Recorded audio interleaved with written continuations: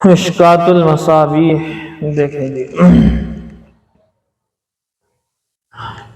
وعن لیث بن سعد عن ابن ابی ملیکہ عن یعلا بن مملک، فرماتے ہیں لیث بن سعد نے روایت کرتے ہیں ابن ابی ملیکہ سے، وہ یعلا ابن مملک سے، انہو سأل ام سلمہ عن قراءۃ النبی صلی اللہ علیہ وسلم، فرماتے ہیں کہ انہوں نے سوال کیا ام المؤمنین ام سلمہ رضی اللہ تعالی عنہا سے نبی صلی اللہ علیہ وسلم کی قرأت کے بارے میں. فَإِذَا هِيَ تَنْعَتُ قِرَاءَةً مُفَسِّرَةً حَرْفًا حَرْفًا، تو حضرت ام سلمہ رضی اللہ تعالی عنہا نے قرأت کو بیان کیا، تنعت قراءۃ مفسرۃ، مفسر طور پر بیان کیا، حرفاً حرفاً، ایک ایک حرف بیان کیا کہ ایسے کھینچتے تھے، ایسے رکتے تھے، یعنی جو یادداشت تھی ایک ایک بات کو جو ہے، کیونکہ اللہ کے نبی صلی اللہ علیہ وسلم کے پڑھنے پڑھانے کو تو دیکھا ہے نا، بیویوں نے حضور صلی اللہ علیہ وسلم کے ازواج مطہرات نے ان کے پڑھنے پڑھانے کو خوب دیکھا ہے. جی چلو آ جائے گی، میں آرام سے ہی بول رہا ہوں کچھ بخار کی وجہ سے. دیکھو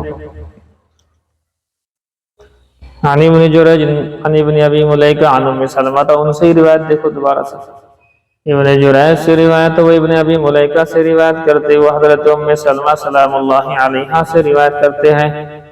قالت، وہ کہتی ہیں کان رسول اللہ صلی اللہ علیہ وسلم یقطع قراءتہ، کہ اللہ کے رسول صلی اللہ علیہ وسلم قرأت کو الگ الگ کر کے، جدا جدا کر کے پڑھا کرتے تھے، یعنی ایک ایک آیت کو الگ الگ.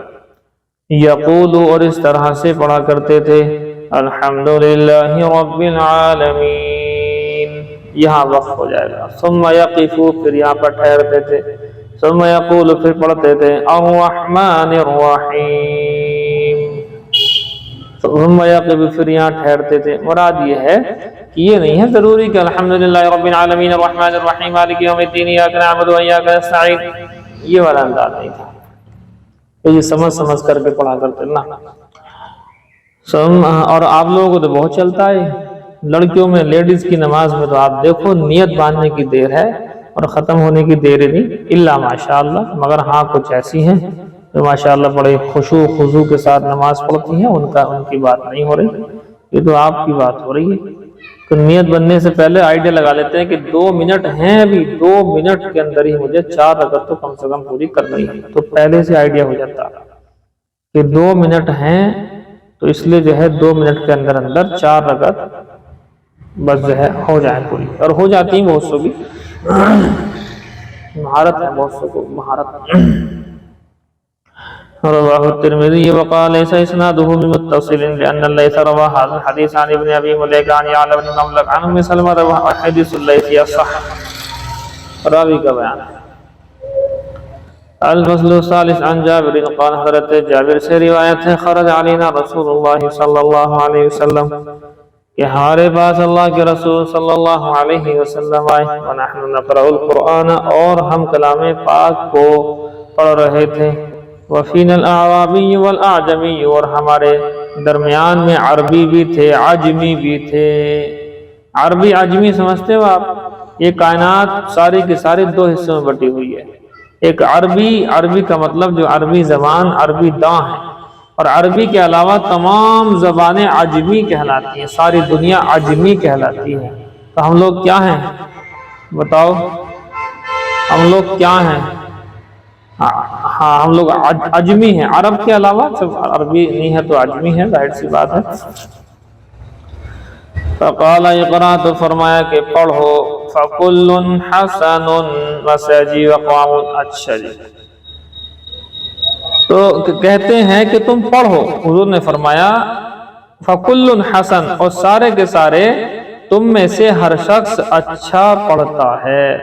فکل حسن، تم میں سے سب اچھا ہی پڑھ رہے ہیں، کوئی بات نہیں. وسجی وقوام، اور لیکن القریب ایسی قوم آئے گی یقیمونہ، جو کلام پاک کو سیدھا کرے گی. کما یقام القدح، جیسا کہ تیر کو سیدھا کیا جاتا ہے. یہ کیا چیز ہے؟ اوٹ پٹانگ طریقے سے قرات کرنا، یہ ہے۔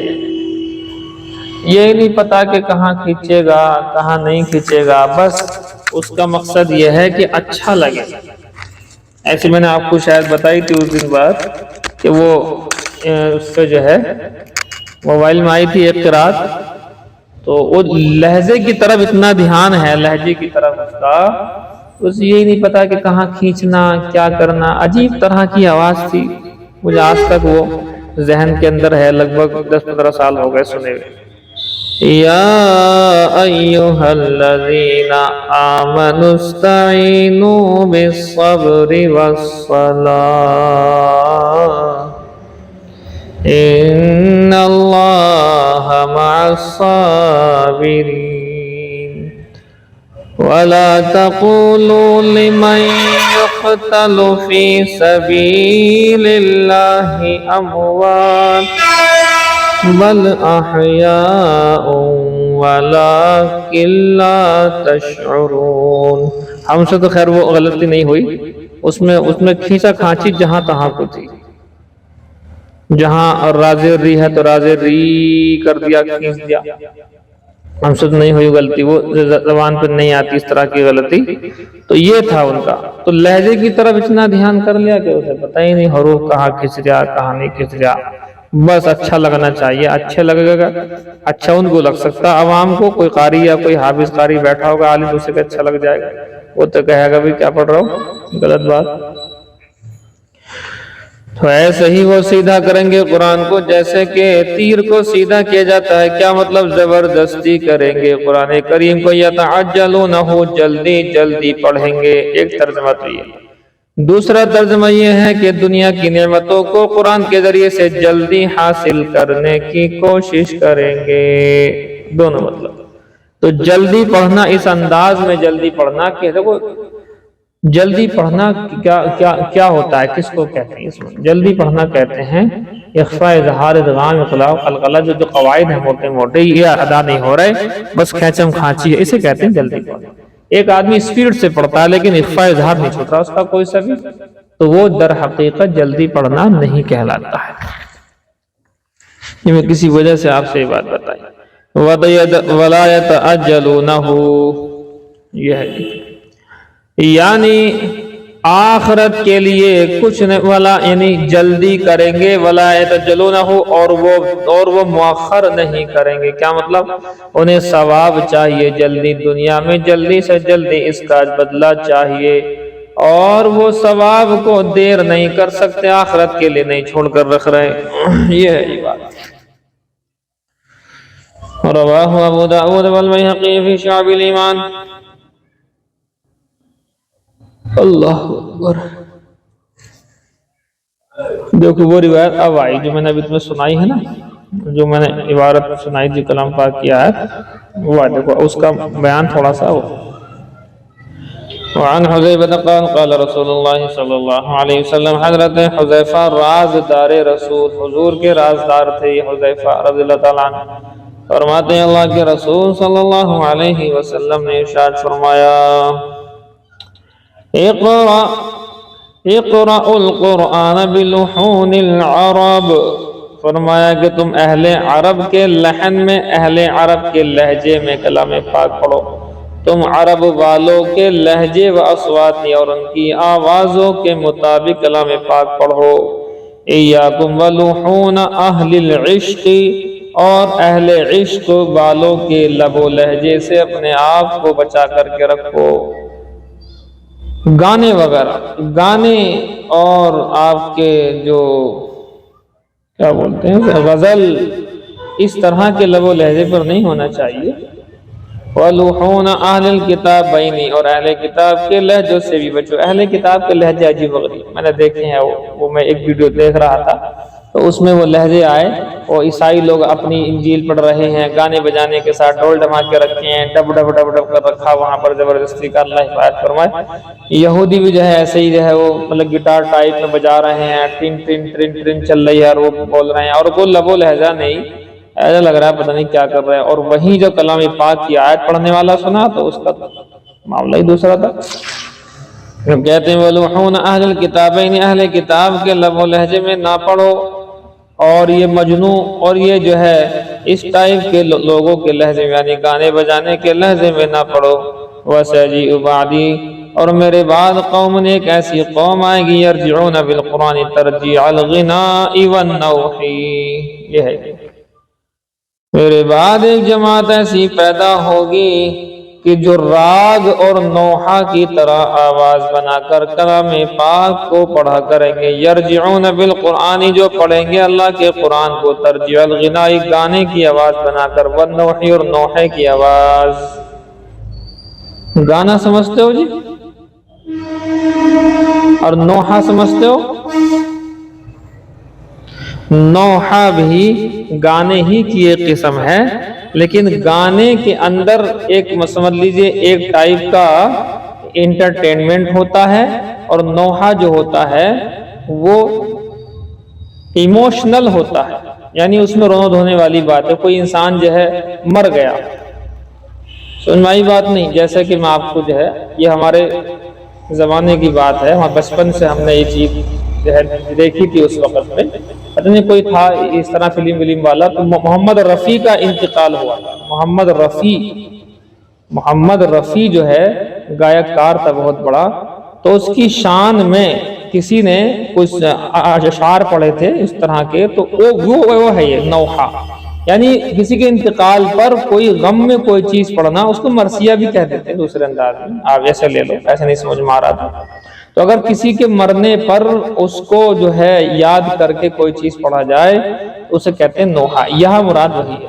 اور ایک نوحہ وہ ہوتا ہے کسی کے مرنے پر بیٹھ کر کے گا گا کر کے رونا، تو گا گا کر کے رونے کا بیان جنازے کے ساتھ ہے، لیکن یہ کلام پاک میں اس طرح کا تو کچھ ہوتا نہیں۔ کلام پاک کے اندر یہ ہوتا ہے کہ جو مرثیے پڑھے گئے ہیں، آپ کو شاید میں نے ایک مرتبہ سنایا بھی تھا، وہ جو ہے حضرت حسن حسین کے بارے میں پڑھتے ہیں یہ لوگ، شیعہ لوگ، وہ جو بھول گیا میں، کیوں بند کرتے ہو پانی، نبی کا نواسا نہیں ہوں، وہ ہے اس انداز میں نہیں پڑھنا ہے، سمجھ میں آ رہی بات جی؟ مجھ پر کیوں بند کرتے ہو پانی، کیا میں فاطمہ کا دلارا نہیں ہوں، ایسے کر کے ہے، وہ آپ لوگوں نے شاید سنا ہوگا۔ تو گا گا کر کے اس طرح کسی سے ایموشنل جسے کہہ دیتے ہیں، رو دھو کر کے جو ہے اس طرح گایا جاتا ہے، اور گانا ویسے گایا جاتا ہے موج مستی کے روپ میں، تو دونوں طرح سے نہیں پڑھنا ہے اس کو، عرب کے لہجے میں، ان کی آواز میں، اور اس انداز میں پڑھنا ہے کہ اچھا لگے، اور اس کے قواعد کی رعایت ہونی چاہیے۔ لا یجاوز حناجرہم، فرماتے ہیں ان کے حلقوں سے نہیں اترے گا وہ، مفتونۃ قلوبہم، ان کے دل فتنے کے اندر پڑ چکے ہوں گے، وقلوب الذین یعجبہم شان، اور ان لوگوں کے بھی دل اس وقت فتنے پڑ چکے ہوں گے جو پڑھ رہے ہیں، ان کے بھی دل فتنوں کے اندر پڑ چکے ہوں گے، اور جو سن رہے ہیں اور اسے اچھا سمجھ رہے ہیں ان کے دل فتنوں کے اندر پڑے ہوئے ہوں گے، وقلوب الذین، اور ان لوگوں کے دل بھی فتنے میں پڑ چکے ہوں گے، یعجبہم شانہم، جو اس کو پڑھنے پڑھانے کو اچھا سمجھے گا۔ رواہ البیہقی فی شعب الایمان ورزین فی کتابہ۔ وعن البراء بن عازب قال، فرماتے ہیں سمعت رسول اللہ صلی اللہ علیہ وسلم یقول، کہ اللہ کے رسول صلی اللہ علیہ وسلم نے ارشاد فرماتے ہوئے سنا براء بن عازب نے، حسن القرآن باصواتکم، کہ قرآن کریم کو بہترین اپنی آوازوں کے ساتھ حسن دو، خوبی پیدا کرو۔ فإن الصوت الحسن يزيد القرآن حسنا، اس لئے کہ بہترین آواز قرآن کریم کے حسن کو دو بالا کر دیتی ہے۔ دل لگتا ہے، ظاہر سی بات ہے، قرآن کریم اچھے طریقے سے پڑھا جائے، ظاہر سی بات ہے آپ کے سامنے اگر کوئی کلام پاک پڑھے اس انداز میں، جیسے میں آپ کو مثال دوں، وعن البراء بن عازب قال سمعت رسول اللہ صلی اللہ علیہ وسلم، یہ لہجہ ہوتا ہے بعض لیڈیز مستورات کا، آپ نے سنا ہوگا، یہ سنا ہے کسی نے لہجے والا اپنے گھروں میں، صبح بڑی بوڑھی پڑھتی اس طرح سے، یہ بتائے گی کیا نام، چاروں والی ادھر فاطمہ الزہرا، ارے پڑھتی نہیں پڑھتی عورتیں ایسے، ایسے ہی پڑھتی وہ. تو اب بتاؤ کہ اگر تم سے کہا جائے کہ ایک پارا بیٹھ کر کے سنو ان کا، تو تم میں ہے ہمت؟ تم میں سے کسی میں ہمت ہے جو ایک پارا اس لب و لہجے میں سن سکے بیٹھ کر کے؟ یقولو حسین القرآن بیاصواتکم. نہیں سن سکتی تم ایک پارا سن لو گے تو کئی دن تک دماغ میں گونجے گا لہجہ ہے، کئی دن تک رہو گے پریشان.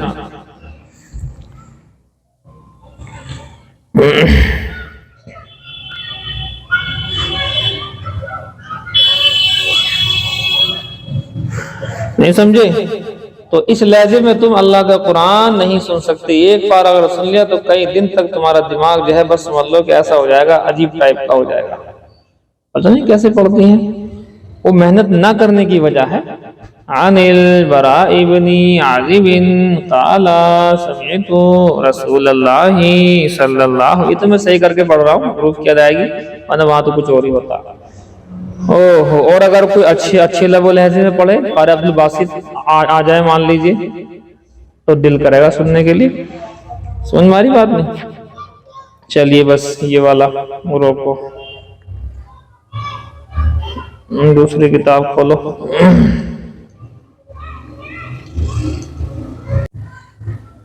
دیکھیں جی،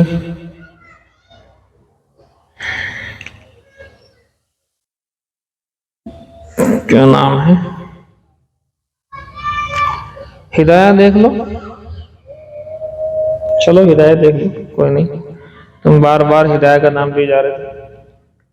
دیکھو ہدایہ باب احکام المرتدین. ہاں اس کا کل ہم نے کچھ لکھوایا تھا آپ کو. اس کے کتنی چیزیں ہوں گی ذرا گن کر کے بتاؤ مجھے بول کر کے، تاکہ میں اس کے آگے تھوڑا سا بڑھاؤں.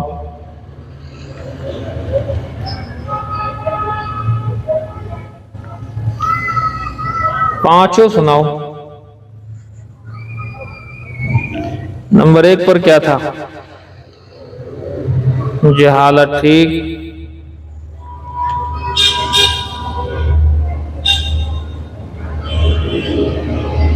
فوقیت دینا، اس کا مطلب یہ ہے کہ عصری علوم سیکھ تو سکتے ہیں لیکن افضل اور اعلیٰ دینی علوم کو ہی ماننا پڑے گا. اگر اس کا الٹا کریں گے تو یہ بھی کہیں نہ کہیں ارتداد کا سبب بن جاتا ہے، توہین قرآن تک پہنچتا ہے. پھر یہ موضوع چلو عقل کو دیکھ رہے ہیں، سب عقل میں نہیں آ رہی کلام پاک.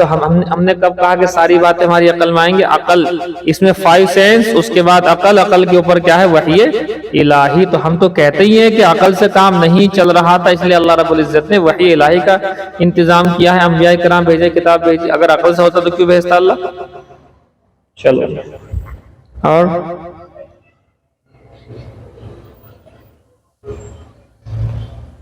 ٹھیک، یہ بھی ہو رہا ہے، رات دن دیکھنے میں آ رہا ہے. چلو اور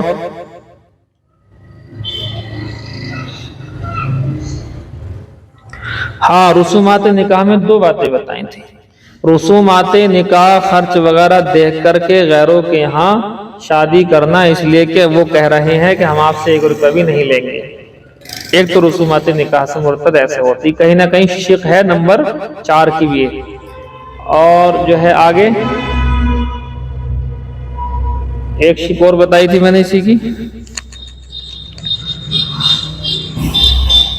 ہاں، ناجائز کو جائز اور بسم اللہ بھی پڑھنا ہے. لگاتے ہوئے ہلدی لگاتے ہوئے جو ہے شروعات ہو رہی، رسم و رواج پر بسم اللہ پڑھ رہا ہے، نعوذ باللہ من ذالک. یہ آپ کو مسائل بتا ہی چکا ہوں میں. کسی بھی ناجائز پر آپ بسم اللہ یا اللہ کا نام نہیں لے سکتے. شراب کا گھونٹ لگایا، بسم اللہ پڑھ کے، ایمان ختم ہو چکا. یہ بھی نہیں کہ صاحب پتہ نہیں ہے نہیں ہے، نہیں پکا بالکل ایمان ختم ہو چکا. اچھا جی، 6 نمبر کا لکھیں جی.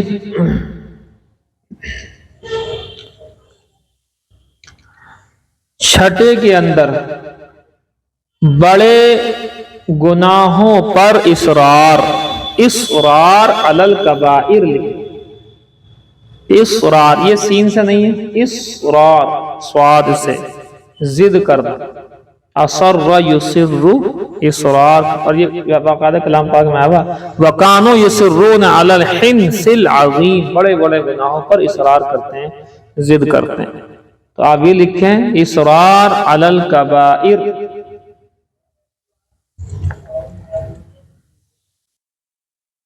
اصرار علی الکبائر، بڑے گناہ پر، بڑے بڑے جو گناہ ہوتے ہیں اس کے اوپر ضد کر لینا کہ میں تو بڑے گناہ کرتا ہی رہوں گا۔ روکنا چاہو تو روک لو، بھلا مجھے کون روک سکتا ہے، کوئی ماں کا لعل کون روک سکتا ہے۔ یہ جو ہے اس طرح کے جملے، ایک ہوتا ہے کہ مجھ سے بڑا گناہ ہو گیا تو اللہ سے بھی توبہ کر رہے ہیں، مخلوقات نے بھی جو ہے اس کا اظہار کر رہے ہیں ہم سے غلطی ہوئی ہے، اللہ ہمیں معاف فرمائے، تو یہ تو انشاءاللہ ٹھیک ہو جائے گا۔ اور یہ ہوتا ہے عام طور پر ہم سب اسی ٹائپ کے ہیں، اپنے گناہوں کا اقرار اور اظہار کرتے رہتے ہیں کہ اللہ ہمیں معاف فرمائے، ہم سے غلطیاں ہو رہی ہیں، یہ سب باتیں کرتے رہتے ہیں، تو یہ تو بچے گا انشاءاللہ۔ ایک یہ کہتا ہے کہ دیکھ لیں گے جو ہوگا وہاں، دیکھ لیں گے وہاں اللہ میاں کے ہاں۔ بتاؤ کتنی کیا اوقات ہے اس کے آدمی کیوں کہہ رہا وہاں دیکھ لے گا؟ بھئی کس کو دیکھ لے گا وہاں تو کیا دیکھ لے گا وہاں؟ منکر نکیر آئیں گے قبر کے اندر، کیا دیکھ لے گا انہیں؟ منکر نکیر ماریں گے، بٹھائیں گے، کڑکواز ہے، کیا دیکھ لے گا وہاں؟ کہیں گے من ربک ما دینک من نبیک، کیا دیکھ لے گا وہاں؟ جواب دینا پڑے گا وہاں تو۔ عجیب ٹائپ کے آدمی میدان محشر میں اٹھیں گے تو کیا دیکھ لے گا کوئی آدمی وہاں؟ میدان محشر میں سختی گرمی سب کچھ ہوگا، کیا دیکھ لے گا وہاں؟ میدان محشر میں سوال جواب ہونے لگے تو کیا دیکھ لے گا وہاں؟ میدان محشر میں اللہ نے پھینک دیا اٹھا کر کے جہنم کے اندر تو کیا دیکھ لے گا جی وہاں؟ اور جہنم میں جانے کے بعد وہاں کے انگاروں کو کیا دیکھ لے گا جی وہاں؟ بڑے بڑے اونٹ جیسے انگارے ہوں گے اور بچھو ہوں گے تو کیا دیکھ لے گا وہاں؟ وہاں کے جو عذاب دینے والے فرشتے ہیں وہ سب کے سب اسے ٹھوکا پیٹی کریں گے، کیا دیکھ لے گا وہاں؟ عجیب ٹائپ کا آدمی انسان بھی جو ہے نا کیسی باتیں کرتا، اوقات سے تو باہر کرتا ہی ہے لیکن اوقات سے باہر سے بھی باہر کرتا ہے۔ اللہ ہدایت فرمائے، کیا دیکھ لے گا بتاؤ؟ تو اصرار علی الکبائر، یہ سمجھے جی؟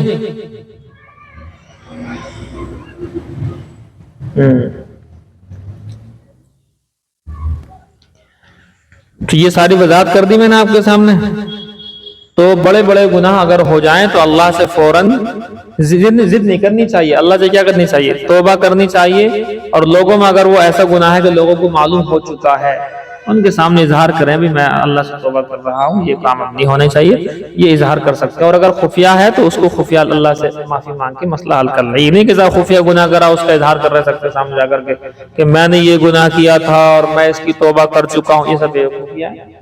جب اللہ نے آپ کے گناہ کا اظہار نہیں کیا تو آپ کیوں اظہار کر رہے ہیں؟ ہاں لوگوں کے سامنے ہی کچھ معاملہ ایسا تھا تو ان کے سامنے ان کے ذہن کو ٹھیک کرنے کے لیے اس کا اظہار کر سکتے ہیں کہ ہاں مجھ سے ہوا تھا، آپ سب لوگ جانتے ہیں، لیکن بہرحال اللہ سے میں نے اس کی معافی مانگ لی ہے۔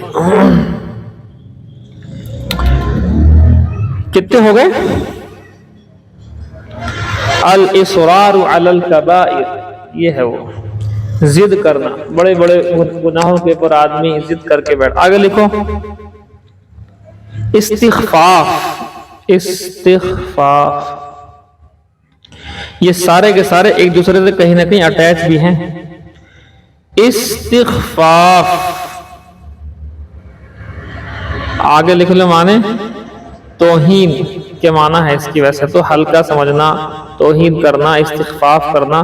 استخفاف بھی ارتداد کا سبب بنتا ہے، اب یہ تھوڑا سا آپ کو سمجھنا پڑے گا۔ دیکھو جی سنو، استخفاف کے اندر کئی ساری ہیں چیزیں، اب استخفاف کی بھی کئی ساری قسمیں ہیں۔ یہ نمبر 6 ہے 7 ہے؟ 7 ہے؟ چلیے بتاؤ ٹائم مت لو۔ توہین، توہین استخفاف کہتے ہیں توہین۔ اب اس میں کئی ساری ہیں، توہینیں الگ الگ ہیں۔ توہین کا مطلب ہلکا سمجھنا، جیسے کہ استخفاف قرآن، کلام پاک کو ہلکا سمجھنا کہ نہیں جیسی اور کتابیں ہیں ویسے ہی ہے، کوئی خاص نہیں، کچھ بس ہو گیا گڑبڑ معاملہ۔ کیوں نہیں ہے خاص بھائی؟ اس جیسی کتاب کون سی کتاب دکھائی دے رہی تمہیں؟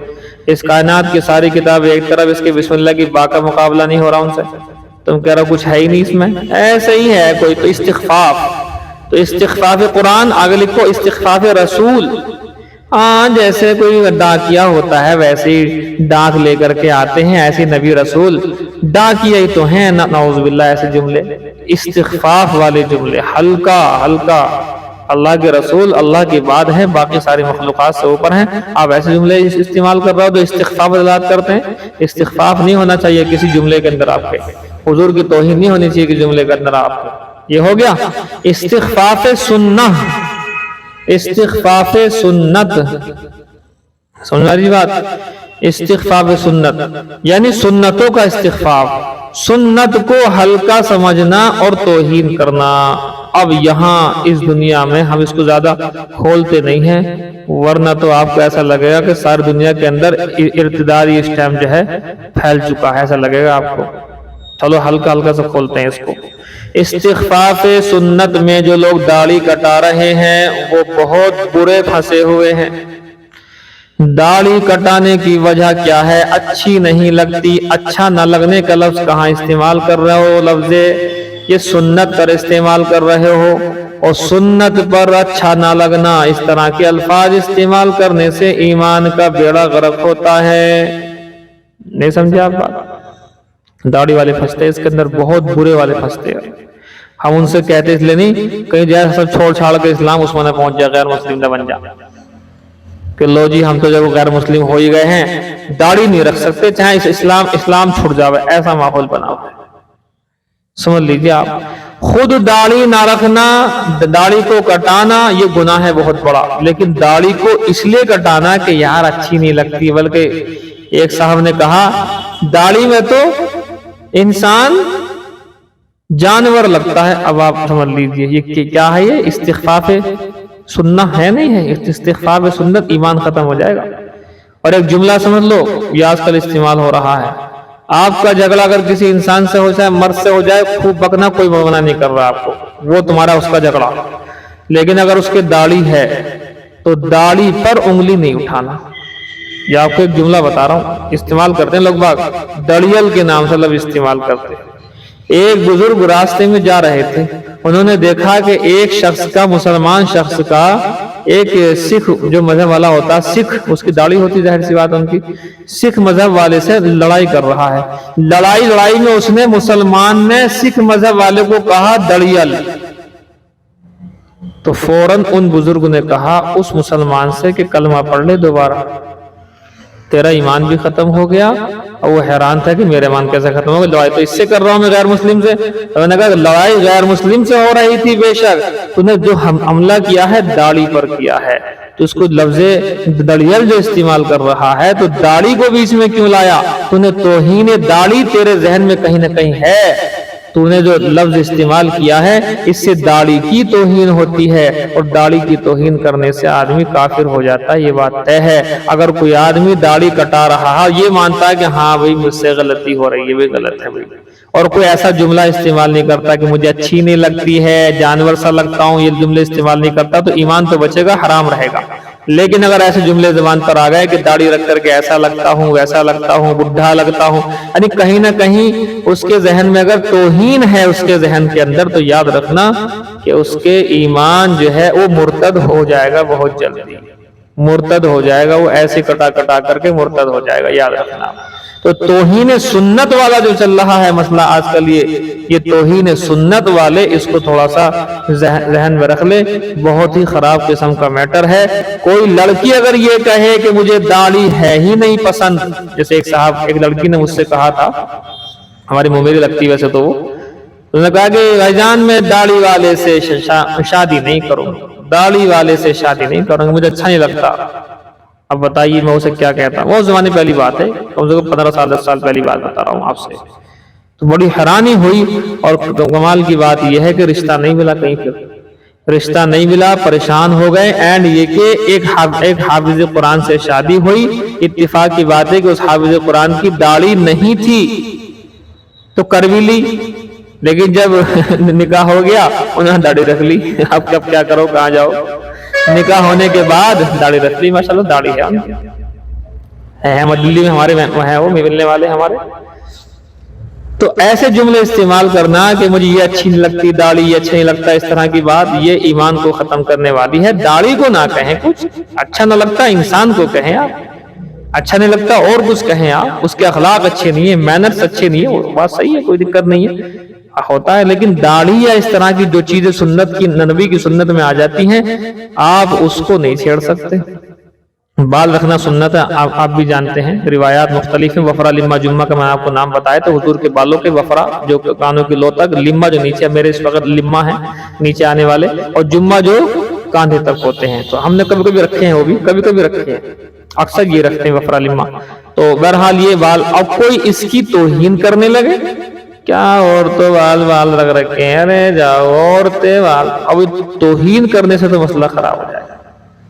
تو اس لیے میں آپ کو جو ہے اس کو تھوڑا سا میں نے کھولا ہے، ورنہ ایسے کئی گناہ ہیں جو مارکیٹ میں اویلیبل ہیں۔ میں آپ سے بار بار کہتا ہوں یہ جملہ، مارکیٹ میں چل رہا ہے، داڑھی والا بہت زیادہ خطرناک چل رہا ہے اس وقت، یہ داڑھی کٹائیں چلو یہ حرام ہو گیا، اللہ کے نبی کی سنت ہے، دل میں محبت اور حضور کی وہ والی ہے نہیں، لیکن ایمان باقی، لیکن داڑھی کی توہین کر کے کٹانا یہ بہت زیادہ خراب معاملہ ہے، اس سے ایمان ختم ہو جائے گا۔ لکھو استخفاف قرآن، استخفاف، لکھو جی اللہ، استخفاف رسول اللہ، اور استخفاف سنت، استخفاف حدیث، جتنے بھی چیزیں ہیں ہماری اس طرح کی یہ، اور یہ ساری کی ساری چیزیں جو ہیں انسان کو ارتداد تک پہنچاتی ہیں۔ اور اسی کے اندر، استخفاف کے اندر ایک بہت اہم چیز بتا رہا ہوں، نوٹ کر لینا، صرف لکھ لو، فی الحال اس کی وضاحت کریں گے بعد میں۔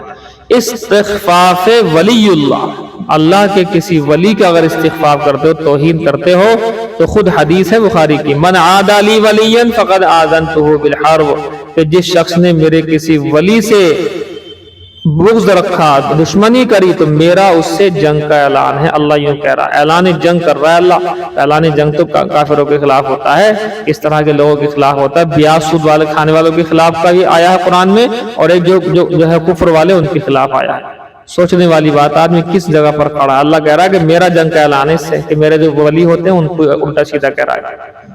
اسی لیے عالم کو گالی دینے والے کے لیے، اگر اس نے علم کی وجہ سے اس کو عالم کو گالی دی ہے، تو لکھا ہوا ہے کہ انسان کافر ہو چکا، یہ آپ کو فتویٰ مل جائے گا احسن الفتاوی کے اندر، اور جو ہے کتاب النوازل کے اندر فتویٰ موجود ہے کہ خیف علیہ الکفر، کہ جس نے کسی عالم کی توہین کی، اس طرح کچھ کیا، اس کے علم کو سمجھتے ہوئے، تو اس کے کافر ہونے کا خوف ہے۔ تو کافر ہونے کا خوف ہے ایک فتویٰ، دوسرا فتویٰ یہ کہ کافر ہو چکا۔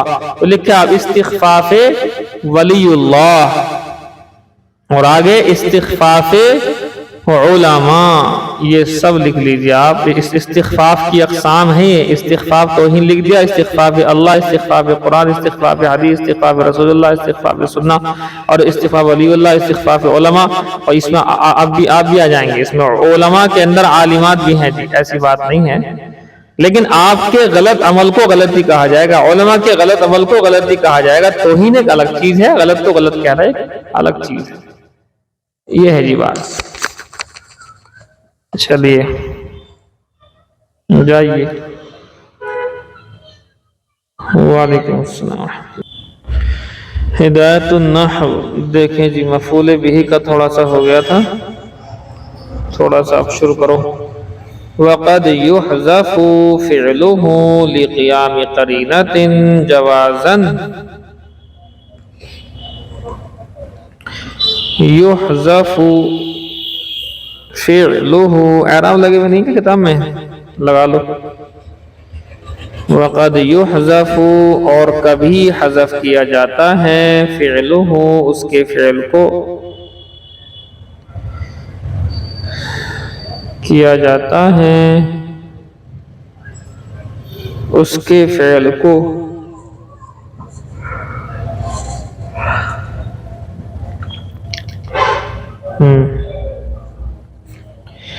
اس کے فعل کو لقیام قرینۃ، کسی قرینے کے قائم ہونے کی وجہ سے، تیز لکھو، آرام سے لکھتے ہو بہت،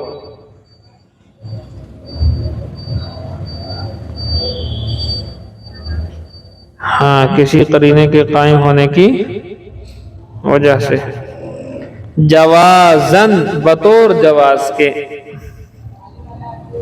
یعنی واجب تو نہیں ہے لیکن صرف یہ ہے کہ ہاں بطور جواز کے،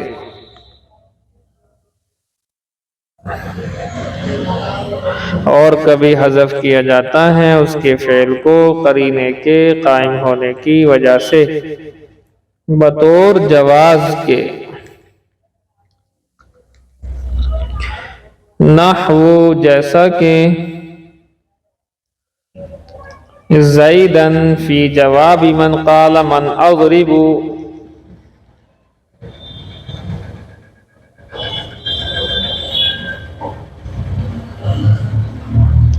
فی جوابی من قال من اضرب،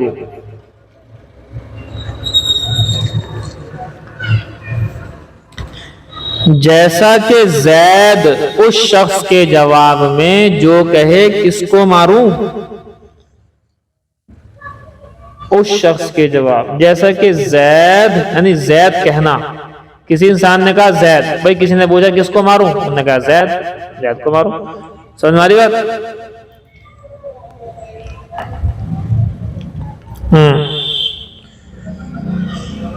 ہم اگر وہاں ہوتے اس بادشاہ کے پاس تو ہم یہ جواب دے دیتے کہ دیکھو جی ایسا ہی نہیں ہے کہ عمر ہی پڑتا ہے، زید کے بارے میں بات چل رہی، دیکھو،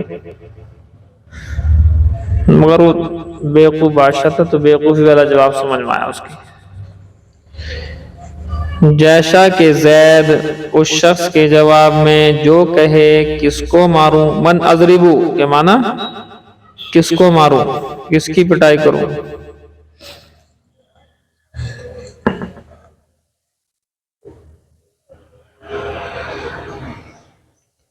آگے دیکھو ووجوباً فی اربعتی مواضع،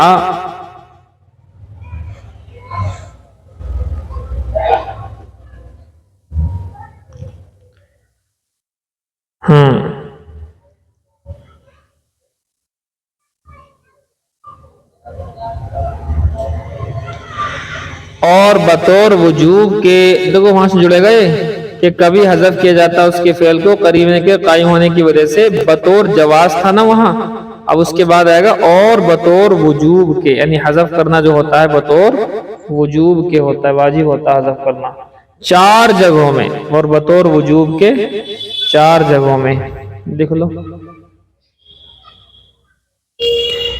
4 جگہوں میں، جگہ جی لگانے کی دنیا نہیں ہے، یہ عبرت کی جا ہے تماشا نہیں، یہ جو جگہ میں نے بولا نا وہی جگہ، اور بطور وجوب کے 4 جگہوں میں،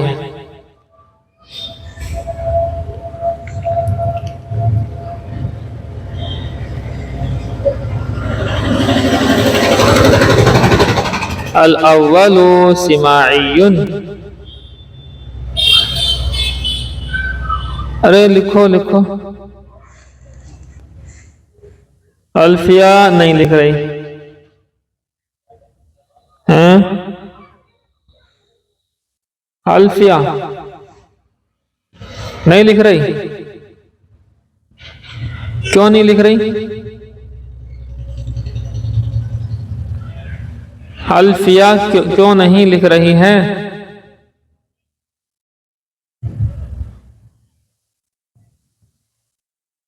لو یہ بھی کوئی بات ہوئی، یہ بھی کوئی بات ہوئی، جب ہمیں یہاں سے بیٹھ کر کے بنا تمہیں دیکھے یہ معلوم ہو جاتا ہے کون نہیں لکھ رہی، تو تمہارے دماغ میں یہ بات نہیں آتی کہ تمہارے دماغ میں جو بات گھوم رہی ہے وہ بات ہمارے ذہن میں نہ آنے کی، تمہارے ذہن تمہارے بغیر دیکھے ہم بتا رہے ہیں کہ کون لکھ رہا ہے، کوئی وہ ہے، کوئی کیمرہ نہیں دیکھ رہے، کچھ نہیں دیکھ رہے، سمجھ میں آ رہی؟ تو تمہیں اتنا سمجھ میں نہیں آتا کہ تمہارے ذہن میں چل کیا رہا ہے اس وقت، اس کا ذہن کہاں گھوم رہا ہے، یہ نہیں معلوم ہونے گا، تو پھر کیوں جو ایسا کرتے ہو؟ لکھنے کی کوشش کرو، جو رہ جائے وہ لکھنا بعد میں، یہ شکل صحیح ہے، اگر خالی بیٹھے رہو گے تو خالی گھر، خالی کیا بولتے ہیں، ذہن شیطان کا گھر ہوتا ہے. خالی ذہن کیا ہوتا ہے، شیطان کا گھر. ہاں، شیطان کا گھر. تو خالی رکھو گے تو یہ تو شیطان جہاں تہاں کی باتیں ڈالتا رہے گا دماغ میں بیٹھے بیٹھے. تو فوراً لکھنے کے لیے کہو اسے 1 منٹ میں قلم پکڑے ایک دم. خالی ذہن شیطان کا گھر. جتنی بھی خرافات دماغ میں آئیں گی وہ خالی ذہن میں آتی ہیں. جب آپ خالی ہیں، آپ بالکل خالی ہیں، تو جہاں تہاں کی خرافات دماغ میں آئیں گی.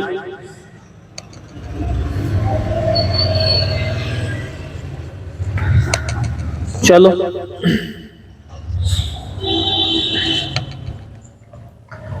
فائدہ لکھو، صاف صاف لکھا کرو بھئی. کیسے لکھتے ہو؟ صاف صاف لکھنے کے لیے کہہ رہا ہوں، کیسے لکھتے ہو؟ تو رائٹنگ صاف کرو، املا جو ہے صاف کرو. حروف نہیں پتا کہ سواد کی جگہ شین لکھ دیا، سین کی جگہ سواد لکھ دیا، شین لکھ دیا. ارے اسے نہیں کہہ رہا میں، عام بات کہہ رہا ہوں. رائٹنگ صاف کر کے لکھو. کاپی تمہاری آئی تھی نا اس دن، تو کاپی میں دیکھا کہ کیا کیا پتہ نہیں لکھ رکھا ہے، شین، سواد، زواد، پتہ نہیں کیا کیا الٹا پلٹی کر رکھے ہیں سب. دیکھو، جیسا کہ زید اس شخص کے جواب میں جو کہے من اضربو، کہ کس کو ماروں گا، وجوباً فی 4 مواضع، اور بطور وجوب کے 4 جگہوں میں. الاول، پہلی جگہ، موضع اول، پہلی جگہ سماعی، سماعی ہے. پہلی جگہ کون سی ہے؟ سماعی کہتے ہیں جو سنا ہوا. کسے کہتے ہیں؟ سنا ہوا، سنے ہوئے کہتے ہیں. سن کر کے ہم نے جو بات سمجھی ہے وہ. الاول سماعی، پہلی جگہ سماعی ہے. نحو، جیسا کہ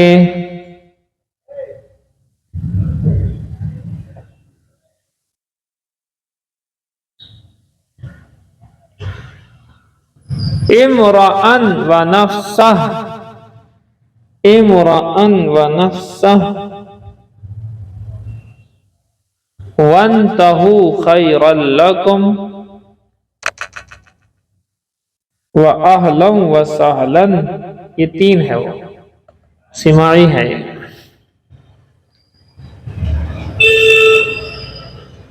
ان تینوں کو لکھ لو. 3 جملے ہیں، عمران و نفسہ، وانتہوا خیرا لکم، واہلا و سہلا.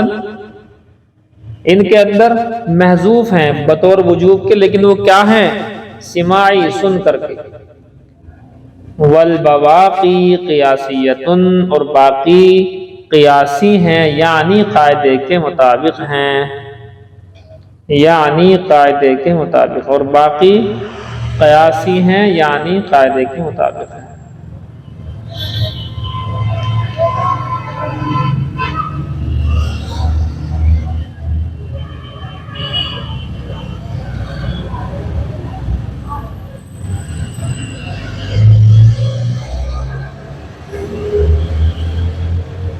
نہیں لکھ رہے جی؟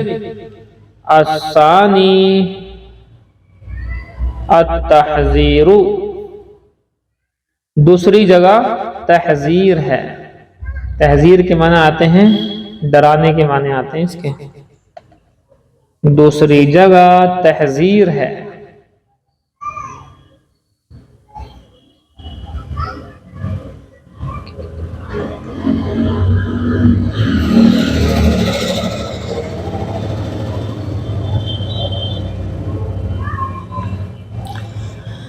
وَهُوَ معمول بتقدیر اتقی تحذیرا مما بعدہ،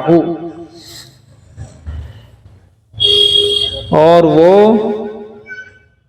معمول ہے، دیکھو، اور وہ معمول ہے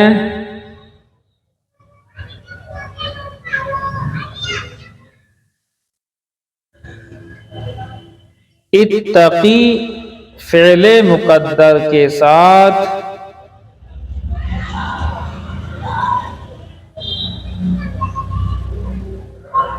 اتقی فعل مقدر محذوف، یعنی فعل مقدر کہتے ہیں محذوف، اتقی فعل محذوف کے ساتھ، اور وہ معمول ہے اتقی فعل محذوف کے ساتھ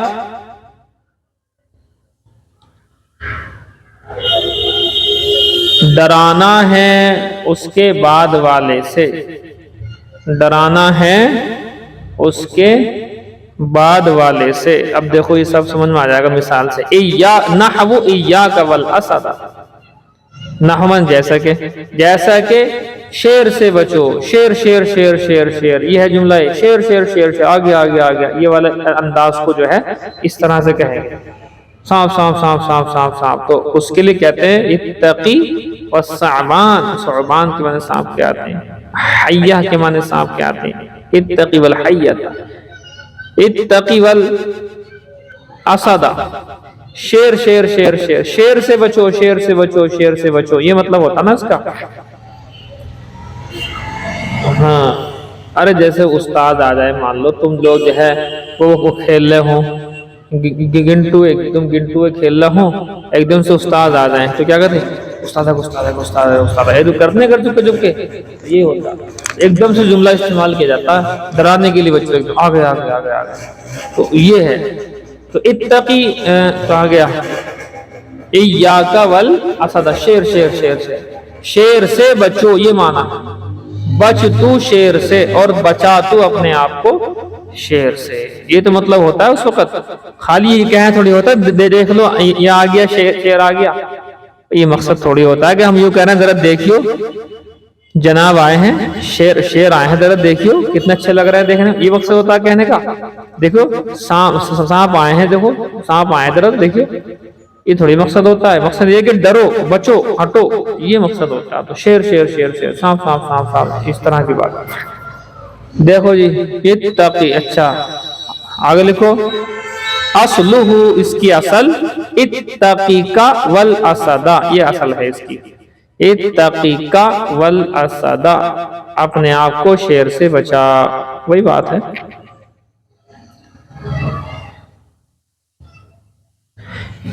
دیکھو جی یہ والی بات آ رہی ہے، جو میں نے ابھی سے کر رہے شیر شیر شیر شیر، وہ والی بات آ رہی ہے۔ او ذکر المحذر منہ مکررا، او ذکر المحذر منہ مکررا،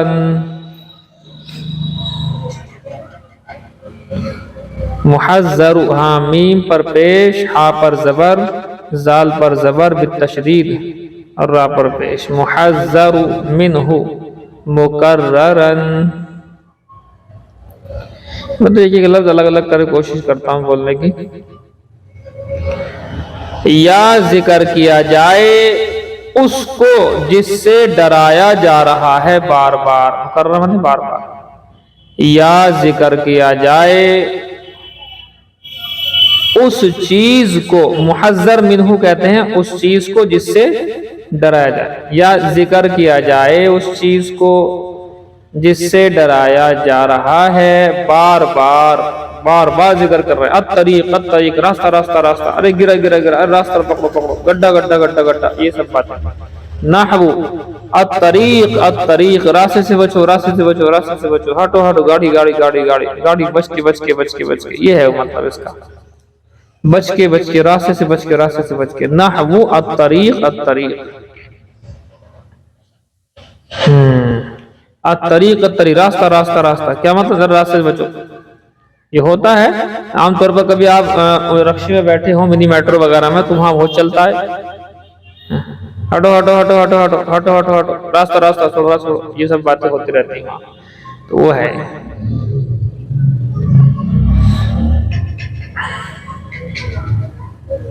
اچھا جی، ذرا سا سبق ہوا۔ الثالث، تیسری جگہ، تیسرا مقام، تیسری جگہ۔ دیکھو نام بہت لمبا ہے، پہلے اس کو عربی میں لکھنا، نام بول رہا ہوں میں، عربی میں لکھنا، ما اضمر عاملہ علی شریطۃ التفسیر، یہ پورا نام ہے یہ کی، تیسری جگہ ما ازمر عاملہ علی شریطۃ تفسیر ہے، یہ ہے پورا نام. جیسے پیچھے آیا تھا نا اس میں مرفوعات میں کیا آتا، مفعول ما لم یسمى فاعلہ، نائب فاعل کا نام تھا یہ شارٹ کٹ کا، مفعول ما لم یسمى فاعلہ، تو یہ لمبا نام تھا، ایسی یہ نام ہے. ما ازمر عاملہ علی شریطۃ تفسیر. اب اس کا ترجمہ آپ لکھیں، بریکٹ میں لکھیں اس کا ترجمہ آپ، نام تو یہی رہے گا. تیسری جگہ ما ازمر عاملہ علی شریطۃ تفسیر ہے، ٹھیک ہے. اب اس کا ترجمہ لکھ لو ایک سائیڈ میں ہے کوئی، مطلب اس میں کیا بولتے ہیں، بریکٹ میں لکھو.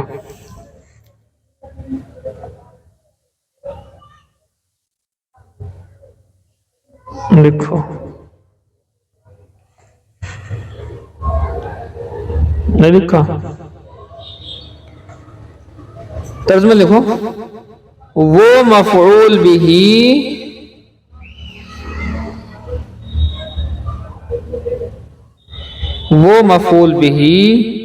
کہ اس کے عامل کو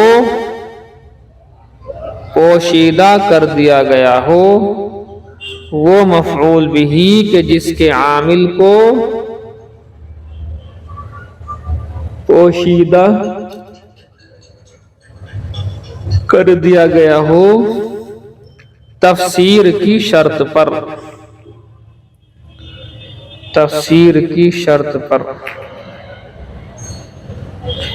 لکھ نہیں رہے تیز. وَهُوَ كُلُّ اسم بعده فعل او شبهه يشتغل ذلك الفعل عن ذلك الاسم بضميره او متعلقه بحيث لو سلط عليه هو او مناسبه لنصبه. یہاں تک ہے پورا جملہ ہے، لکھ لو یہ جملہ یہاں تک لکھا جائے گا پورا. لکھا مطلب ہاں تفسیر کی شرط پر، وہ تو ہو گیا اوپر. اب عبارت دیکھو کہاں تک میں لکھوا رہا ہوں اور کہاں تک کا جو ہے اب آگے ترجمہ ہونا ہے. ہاں وہ مفعول کہ جس کے عامل کو پوشیدہ کیا جاتا ہے یا کر دیا گیا ہو تفسیر کی شرط پر. اب یہ ما ازمر عاملہ علی شریطۃ تفسیر کس کو کہتے ہیں، یہ آگے یہی ہے. وَهُوَ سے مراد کون ہے بتاؤ جلدی فٹافٹ. وَهُوَ سے کون ہے، اور وہ کون، ما ازمر عاملہ علی شریطۃ تفسیر. یہ پورا جملہ ایک ہی ہے نا، یہ نام ہے نا. یہ ہوا سے مراد کیا ہے، ضمیر کا مرجع. یہ سوال آ سکتا ہے ضمیر کا مرجع کیا ہے اس کا. ہوا اور وہ کون جو پیچھے ہے، وہی ضمیر جو لوٹتی ہے وہ پاس والے کی طرف لوٹتی ہے، جو پاس میں ابھی ذکر آیا ہے پیچھے وہ اس کا ہی ذکر آیا ہے. وَهُوَ اور وہ یعنی ما ازمر عاملہ علی شریطۃ تفسیر. دیکھو لکھو وَهُوَ كُلُّ اسم بعده فعل او شبه يشتغل ذلك الفعل عن ذلك الاسم بضمير او متعلق بحيث لو سلط عليه او مناسب لنصابه. یہاں تک ہے جی، یہاں تک کا ترجمہ لکھو. اور وہ یعنی ما ازمر عاملہ علی شریطۃ تفسیر وہ اسم ہے، اور وہ اسم، وہ ہر وہ اسم ہے، اور وہ ہر وہ اسم ہے. لکھ لو ہاں وہ یعنی آگے لکھ دو پورا نام. اور وہ یعنی ما ازمر عاملہ علی شریطۃ تفسیر ہر وہ اسم ہے جس کے بعد فعل یا شبہ فعل ہو، جس کے بعد فعل یا شبہ فعل ہو، فعل یا شبہ شین با ہا، یہ جو ہا اوپر آیا تھا او شبہ میں شبہ فعل، اس کے بعد فعل یا شبہ فعل ہو، اس حال میں کہ حالیہ، اس حال میں کہ یہ فعل اس حال میں فعل یا شبہ فعل ہو، اس حال میں کہ تیر لکھو بھی تیر لکھو، کیسے لکھتے ہو؟ یہ فعل اس اسم سے اعراض کرنے والا ہو، اس اسم سے اعراض کرنے والا ہو۔ اعراض الف عین را الف زواد، اعراض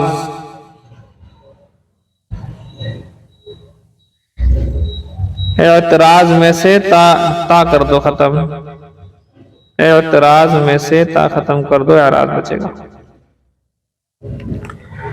یہ فعل اس اسم سے اعراض کرنے والا ہو، لکھو اس کی ضمیر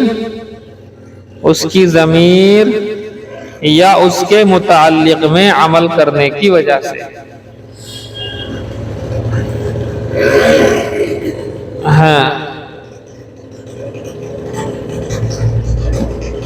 اس کی ضمیر یا اس کے متعلق میں عمل کرنے کی وجہ سے،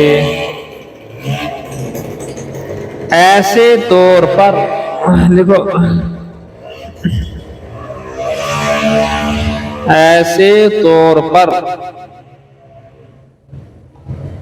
بحیث لو سلط علیہ ہوا او مناسب لنصبہ، ایسے طور پر کہ اگر اس فعل کو یا اس کے مناسب فعل کو، اگر اس فعل کو یا اس کے مناسب کو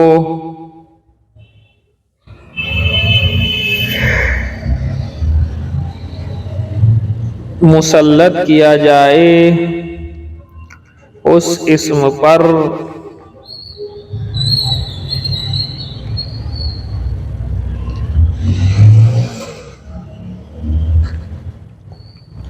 اس اسم پر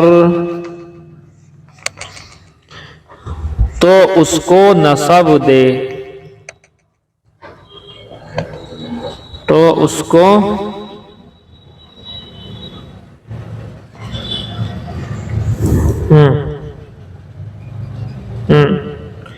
جیسے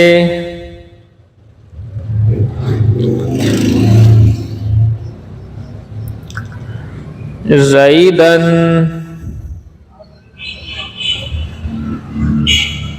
جیسے زیدن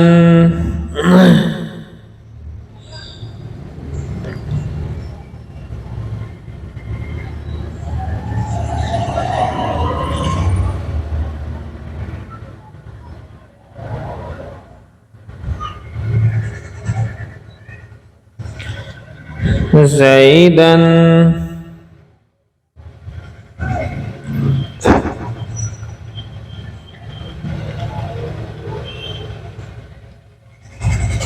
نہیں لکھ رہے،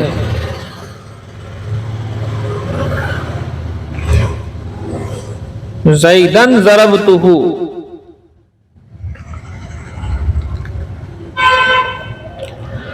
جیسے زیدن ضربتہ، جیسا کہ زید کو کہ مارا میں نے اس کو، جیسا کہ زید کو کہ مارا میں نے اس کو، جیسا کہ زید کو کہ مارا میں نے اس کو۔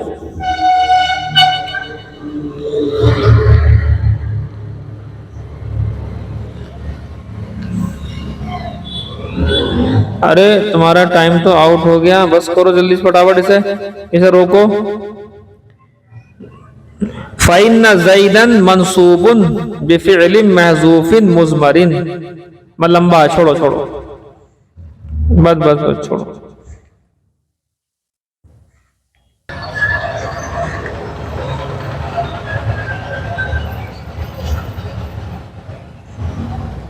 عبارت تو بتاؤ۔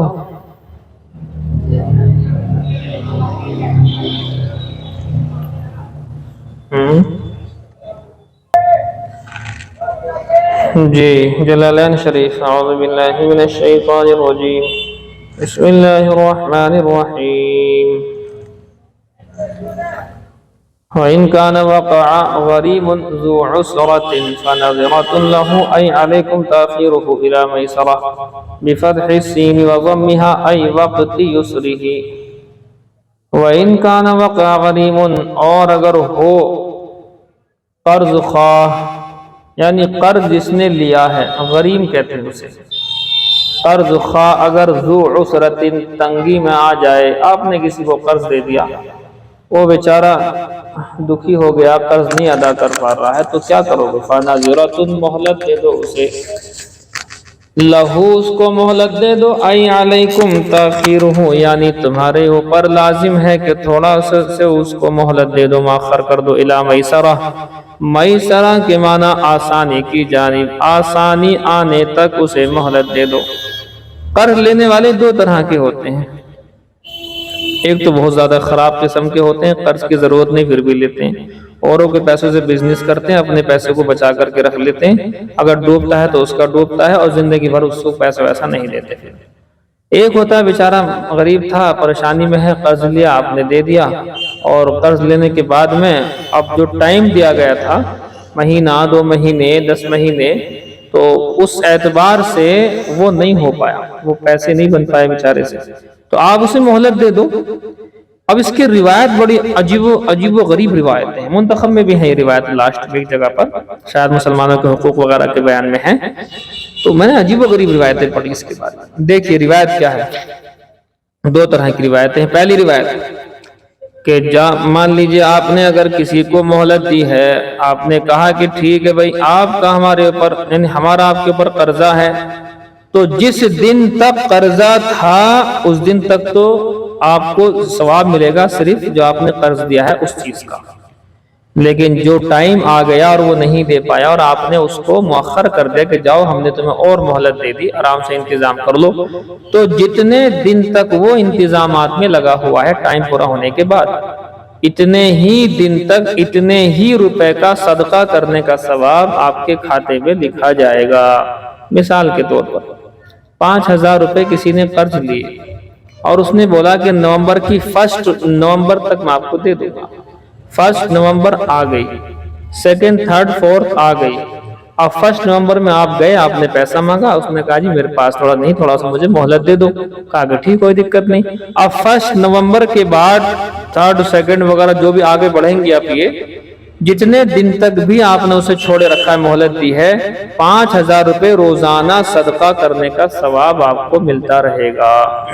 سمجھ گئے جی؟ ایک بات۔ دوسری بات دیکھیں، اب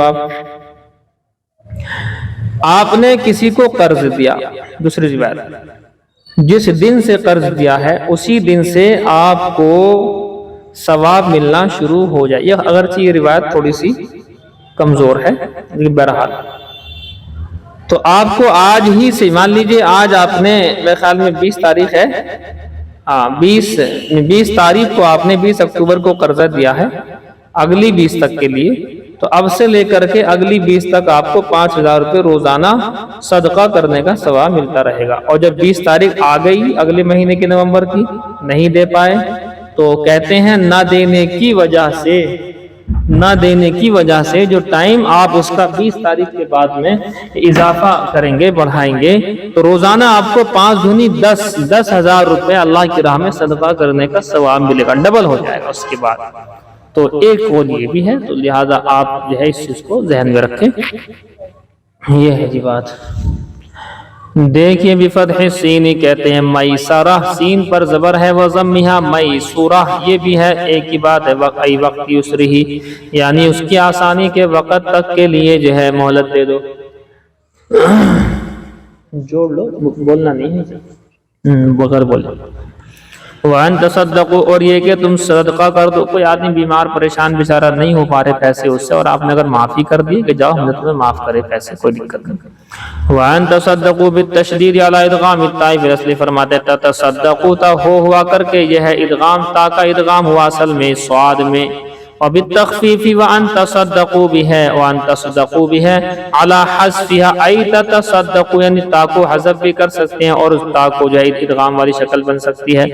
أي تتصدقوا یہ کہ تم صدقہ کر دو یعنی چھوڑ دو علی المعسر اس تنگ دست کر بالابراء بری کر دو اپنے پیسوں سے خیر لکم تو تمہارے لیے بہتر ہے ان کنتم تعلمون انه خیر ففعلوه اگر تم جانتے ہو کہ بے شک یہ بات بڑی خیر کی ہے تو ایسا کر لو. فی الحدیث اب یہ حدیث دیکھیے کتنی زبردست ہے. حدیث کے اندر یہ آیا ہے کہ من انذر معسرا جس نے کسی تنگ دست قرض خواہ کو جو ہے مہلت دے دی. انذر کے معنی ہے مہلت دینا. او وضع عنہ یا اس سے وضع کر دیا یعنی یا تو مہلت دے دی یا اپنا پیسہ چھوڑ دیا ختم کر دیا. تو اظلہ اللہ فی ظلہ یوم لا ظل الا ظل اللہ تعالیٰ اسے اپنے عرش کے سائے کے نیچے رکھے گا جس دن کے اللہ کے عرش کے سائے کے علاوہ کوئی سایہ نہیں ہوگا. رواہ مسلم.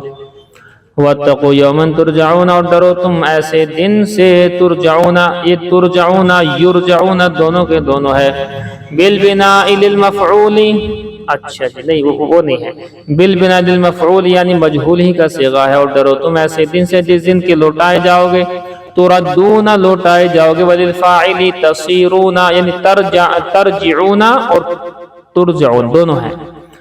اور کہتے ہیں کہ اگر یہ فاعل ہوگا اسم فاعل کا نام اس کا فاعل اگر جو ہے یہ یا تو ہوگا مجہول تو کہیں گے للمفعول یا کہیں گے للفاعل تو ہوگا معروف کا صیغہ. تو اگر معروف کا صیغہ ہے تو تصیرون یعنی تم جاؤ گے وہاں پر پہنچو گے فیہ اس دن کے اندر اللہ اللہ کی جانب ہو یوم القیامہ اور وہ قیامت کا دن ہوگا. ثم توفی فیہ کل نفس پھر پورا دیا جائے گا اس دن کے اندر ہر نفس کو جزاء بدلہ دیا جائے گا ما کسبت اس چیز کا جو کیا عملت جو عمل کیا ہوگا. عمل کتنے ہوتے ہیں دو طرح کے ہوتے ہیں من خیر و شر من بیانیہ ہے یعنی خیر اور شر والے عمل وہم لا یظلمون اور نہیں ظلم کیا جائے گا اور ان پر ظلم نہیں کیا جائے گا. ظلم کیا اپنی سزا دی جائے گی سزا جتنی ملنی چاہیے اتنی دی جائے گی. بنقص حسنۃ ان کی نیکیوں میں کمی کر کے ظلم نہیں کیا جائے گا. او زیادت سیئۃ یا ان کی برائیوں کو زیادہ کر کے ظلم نہیں کیا جائے گا. ظلم نام کی چیز تو وہاں ہے ہی نہیں ظاہر سی بات ہے. دیکھو جی یا ایھا الذین آمنوا اذا تداینتم بدین اذا تداینتم تعاملتم بدین کسلم وقرض الی اجل مسمى معلوم فاکتبوہ. فرماتے ہیں ایمان والو جب تم معاملہ کرو تداینتم جب ادھار کا معاملہ کرو تعاملتم بدین دین یعنی ادھار کا معاملہ کرو کسلم جیسے کہ بیع سلم میں ہوتا ہے. بیع سلم کسے کہتے ہیں گیہوں نہیں آئے ابھی کھیت کے اندر اس سے پہلے قرض لے لیا کہ ٹھیک ہے جی گیہوں جو ہے آ جائیں گے وہ آپ کو ہم اس ریٹ میں گیہوں آپ کے دے دیں گے. تو بیع سلم میں بھی ادھار ہی لیا جاتا ہے. تو کہتے ہیں وقرض یا کسی نے قرض لے لیا قرض لے نارمل لوگ قرض لیتے ہی ہیں. تو کہتے ہیں الی اجل مسمى معلوم فرماتے ہیں پہلی شرط یہ ہے کہ جب تم قرض لو تو وہ اجل معلوم ہونی چاہیے مدت معلوم ہونی چاہیے کہ کب دو گے. یہ نہ ہو کہ صاحب دے دیو سے کیا مطلب بعد میں لڑائی جھگڑا کرو گے. اور دوسرا اصول یہ ہے کہ فاکتبوہ یعنی استیثاقا اس کو مضبوطی کے لیے لکھ لو ودفعا للنزاع جھگڑے کو ختم کرنے کے لیے لکھ لو. ابھی ہمارے پاس چند دن پہلے دو لوگ آئے کہ ہم نے پارٹنرشپ کی تھی معاملہ کیا تھا اب وہ جو ہے ہمیں اس پر بھروسہ اسے مجھ پر بھروسہ اور دیکھو جی 1 سال تک 1.5 سال تک کوئی حساب کتاب نہیں لکھا تو ہم نے کر دیا ہم تمہارے معاملے کو حل نہیں کر سکتے. صاف سی بات ہم نے منع کر دیا کہ ہم اس میں نہیں بیٹھیں گے میٹنگ میں. تمہاری وجہ ہے آپ جس وقت کام کرنا چاہ رہے تھے پہلے آتے آپ کو بتاتے کیسے پارٹنرشپ کرنی ہے کیسے لکھنا ہے ساری چیزیں. جب لکھا ہوا تمہارے پاس نہیں تو اس کو برا کہیں اس کو برا کہیں کون غلط ہے ہمیں کیا پتا ہمارے پاس کوئی وحی تھوڑی آئے گی. اب تو لکھا ہی نہیں اپنا آپ نپٹ لو. بہرحال ہم نے انہیں منع کر دیا کہ ایسے معاملے میں نہیں پڑتے جہاں کوئی لکھا ہوا نہیں کچھ نہیں ہے. کل کو ایک سے کہہ دیں گے اتنا دے دے وہ کل کو جو ہے زندگی بھر کے لیے اپنے بالغ بچوں سے کہتا رہے گا میرے پر مفتی صاحب نے ظلم کر دیا میرا کوئی معاملہ نہیں. ہم چکر میں نہیں پڑتے. ہم نے کہا جب تم نے لکھا ہی نہیں ہے کچھ تو تم حساب کس چیز کا کر رہے ہو اب لڑتے رہو ایسے ہی. تو کہتے ہیں دفعا للنزاع جھگڑے کو ختم کرنے کے لیے لکھنا چاہیے تھا لکھا نہیں دقت والی بات ہو گئی. دیکھو ٹائم ہو گیا تمہارا. مشکات المصابیح نہیں، مشکات الآثار۔ دیکھیے عن جابر بن عبد اللہ رضی اللہ تعالی عنہما، حضرت جابر بن عبداللہ رضی اللہ تعالی عنہما سے روایت ہے،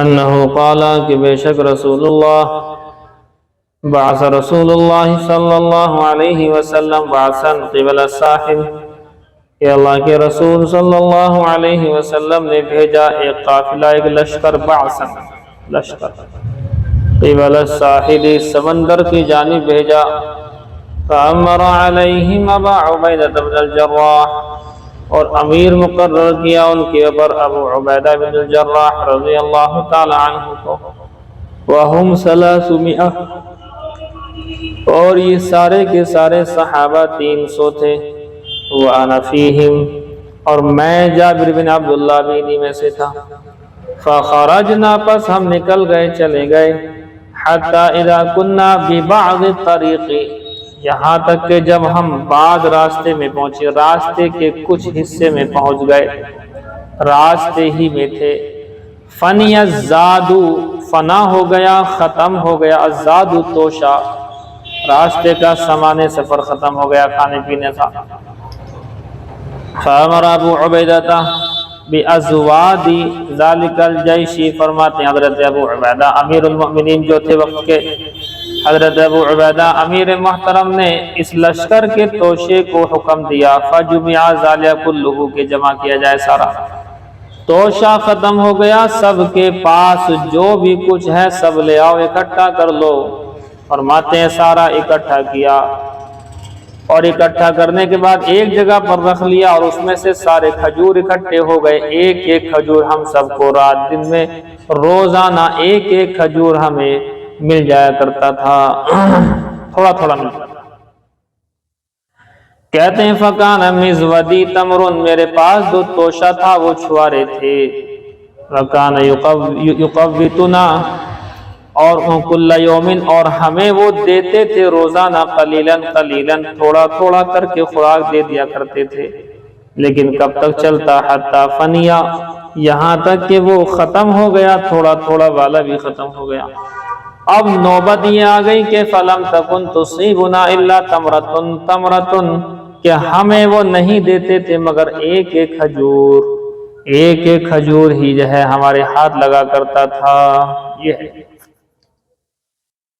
فَقُلْتُ، تو میں نے کہا، جو راوی روایت کر رہے ہیں، میں نے کہا جناب، وَمَا تُغْنِي تَمْرَةٌ، کہ اس ایک کھجور سے کیا ہوتا ہوگا، ایک چھوارے سے کیا فائدہ ہوتا ہوگا تمہارا؟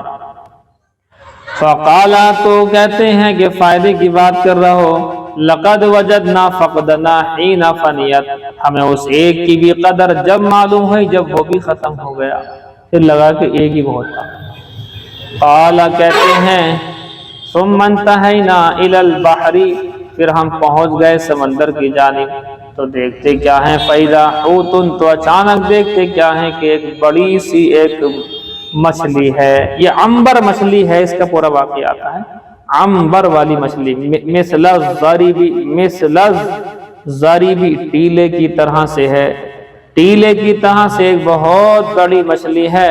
فَأَكَلَ مِنْهُ ذَلِكَ الْجَيْشُ 18 لَيْلَةً، کہتے ہیں اس لشکر نے اس مچھلی سے 18 دنوں تک کھایا۔ ثم امر ابو عبیدہ، پھر حضرت ابو عبیدہ نے حکم دیا، بڑی اتنی تھی کہ یہ جانچنے کو جو ہے، مطلب یہ سمجھ میں نہیں آ رہا تھا، اتنی بڑی مچھلی یہ جو ہے ایسا بھی ہوتا ہے، اتنی بڑی مچھلی بھی ہوتی ہے۔ تو حضرت ابو عبیدہ نے ایک کام کیا، وہ جو کانٹے ہو نا، کانٹے مچھلی ہوتی ہیں اس کی، وہ 2 کانٹے منگائے، اس کے بڑے بڑے کانٹے تھے، دونوں کانٹوں کو کھڑا کیا ایک دوسرے سے ملا کر کے، بیچ میں تھوڑی جگہ چھوڑ دی، اس کے نیچے سے ایک اونٹ کو سامان لاد کر کے نکال دیا، تو کہتے ہیں اس کانٹوں میں اوپر لگا بھی نہیں، اتنے بڑے کانٹے تھے، جیسے تم جہاں بیٹھے ہو نا، روم کی برابر اوپر تک کانٹے تھے، اور اس کے نیچے کو اونٹ اگر نکل جائے کانٹوں کے تو اس میں کیا دقت ہے، کچھ بھی دقت نہیں ہونی، یہ کہنا چاہ رہے ہیں۔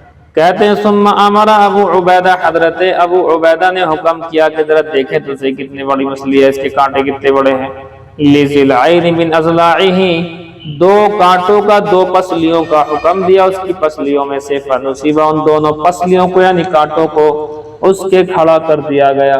ثم امر براحلۃ فروحلت، پھر حکم دیا ایک اونٹنی کا، فروحلت، اس کو کجاوا باندھا گیا۔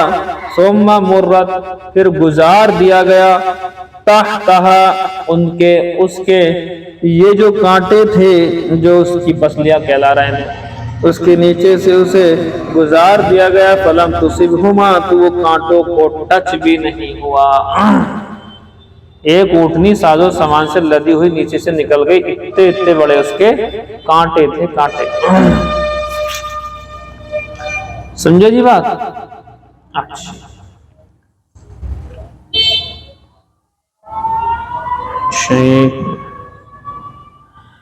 اس سریے کا نام، اس جنگ کا نام آپ لکھ لیجئے، ویسا آسان ہے، غزوہ سیف البحر، بحر من سمندر، اسی سے اس کا نام سمجھ میں آ رہا ہے۔ اور ایک قول ہے سریہ خبط، خبط کے معنی سریہ خبط ہے، سمجھ میں آئی بات نہیں؟ اور اس کا ایک نام سریہ غزوہ سیف البحر ہے، دو نام ہو گئے، یہ ہے جس کے نام سریہ خبط اور غزوہ سیف البحر۔ سیف کے ایک معنی کنارے کے بھی آتے ہیں، ساحل کے بھی آتے ہیں، تو سیف البحر سمندر کا کنارہ، یہ ہوا واقعہ اس جگہ پر۔ یہ بتاؤ کس کی نہیں سمجھ میں آئی یہ بات؟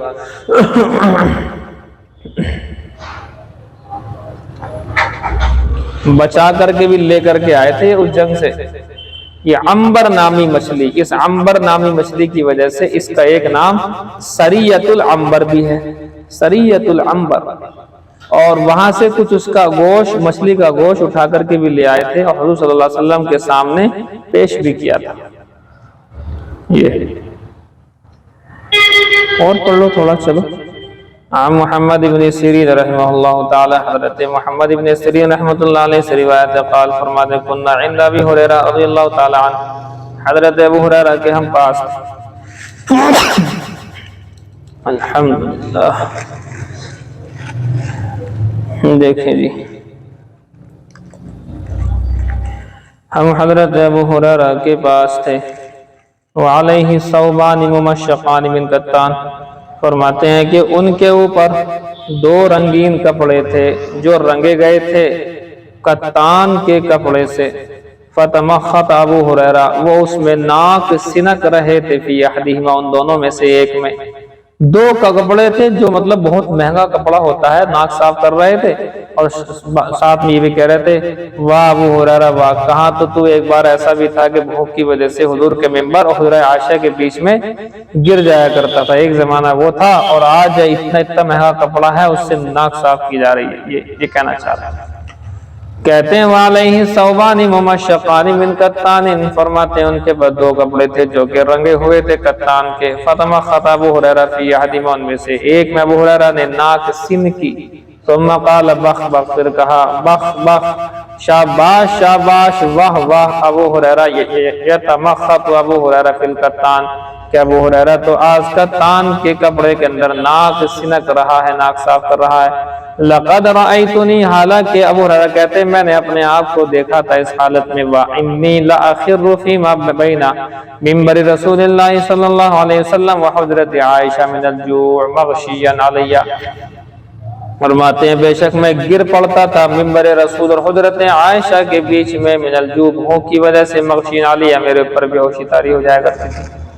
فَيَجِئُ الْجَائِي، آنے والا آتا، فَيَضَعُ رِجْلَهُ، اور میں اپنے پیر کو رکھ دیتا، عَلَىٰ عُنُقِي، میری گردن کے اوپر رکھ دیتا۔ یہ علاج تھا اس وقت میں، کسی کو جنون ہو رہا ہو، مجنون پن، پاگل پن، اور وہ پڑا ہو تو اس کے گردن پر پیر رکھنے سے وہ ٹھیک ہو جایا کرتا تھا۔ یرا وہ پیر رکھنے والا سمجھ رہا تھا ان بی الجنون بے شک مجھے جو ہے بے ہوش جنون ہو چکا ہے، وما بی جنون وما ہوا الا الجوع، حالانکہ وہ جنون نہیں تھا، بے ہوشی وہ جو تھی وہ بھوک کی وجہ سے تھی، جنون نہیں ہو گیا تھا۔ جنون کا مطلب جن، جیسے کسی پر جن آ جاتا ہے تو اس کا علاج تھا۔ کہتے ہیں میرے اوپر کوئی جن نہیں آیا تھا، جنون مجھے نہیں ہوا تھا، وما ہوا الا الجوع، یہ میرے پاس بھوک ہی بھوک تھی، نہیں تھا وہ مگر۔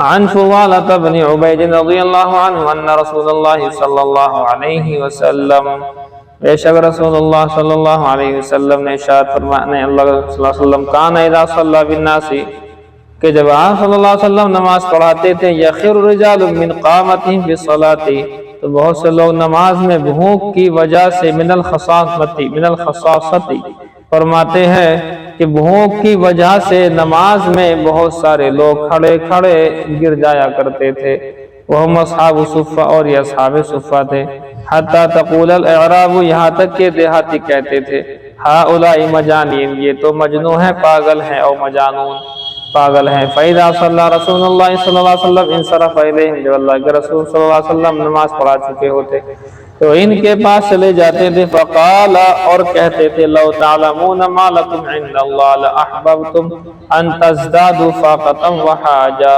فرماتے ہیں حضور نے فرمایا اگر تم جان لو اس چیز کو جو تمہارے لیے اللہ نے اپنے پاس رکھی ہوئی ہے تو تم پسند کرو اس بات کو، تمنا کرو اس بات کو کہ فاقہ اور محتاجی اور زیادہ ہو جائے۔ تمہارے لیے اللہ نے جو مقامات رکھے ہیں نا اسے دیکھ لو تو تم کہو گے بھی یہ چاہے اور زیادہ ہو جائے مگر یہ مقام ضرور ملے۔ یہ ہے جی بات، اور پڑھا دوں بس، چلو بس رہنے دو۔ کتنی حدیثیں ہو گئی ٹوٹل؟ نہیں، ٹوٹل 112 حدیثیں ہو چکی ہیں۔ ٹھیک، یاد ہو جائیں گی۔ بخاری شریف جلد ثانی کتاب المغازی، تمام بیانات 7 ہجری تک کے ہو چکے ہیں۔ 8 ہجری میں غزوہ موتا کا بیان یہ شروع ہو رہا ہے۔ واقعات سن لیجئے تاکہ اگلا سمجھنا آسان ہو جائے۔ غزوہ موتا، میم کے پیش کے ساتھ ہے غزوہ موتا، اس لیے اس لفظ کو صحیح طرح سے ہی ادا کرنا ہے۔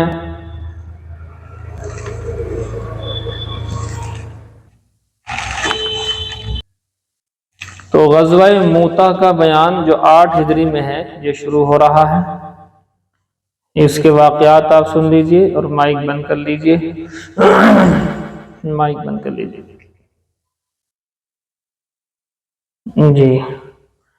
دیکھیے بعض لوگ اسے پڑھ دیتے ہیں موتا، غزوہ موتا، غزوہ موتا، یہ موتا نہیں ہے، موتا ہے، موتا، میم واو پیش مو۔ آپ اگر ورلڈ میپ میں تھوڑا بہت سمجھ رکھتے ہیں، نقشہ آپ نے دیکھا ہے ورلڈ کا، تو اس میں جہاں سعودی عرب والا حصہ ہے تو نیچے یمن ہے، عمان ہے، اوپر سعودی ہے، سعودی کے اوپر اردن جسے جورڈن کہتے ہیں آج کے دور میں، اور جورڈن سے ہی راستہ ہو کر کے آپ کے جو ہے فلسطین کے لیے پہنچتا ہے اور آگے جو ہے تمام مراحل طے ہوتے ہیں۔ یہ جورڈن والا حصہ آج کل جورڈن کہتے ہیں، ویسے اردن نام ہے۔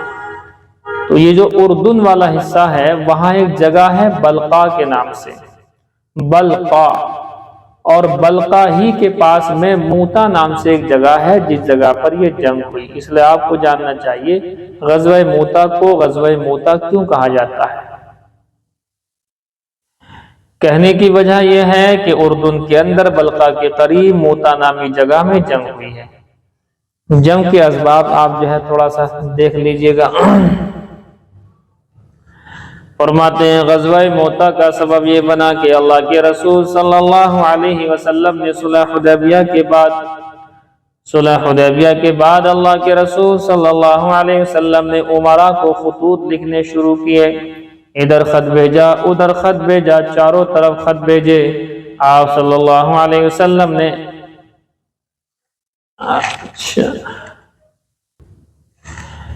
کہتے ہیں جنگ کا سبب یہ بنا کہ اللہ کے رسول صلی اللہ علیہ وسلم نے صلح حدیبیہ کے اندر جب 10 سال کے لیے جنگ بندی کا معاہدہ کر لیا کفار و مشرکین سے کہ 10 سال تک نہ تم لڑو گے نہ ہم لڑیں گے، تو اللہ کے نبی صلی اللہ علیہ وسلم نے سوچا کہ اس بیچ میں خطوط روانہ کیے جائیں۔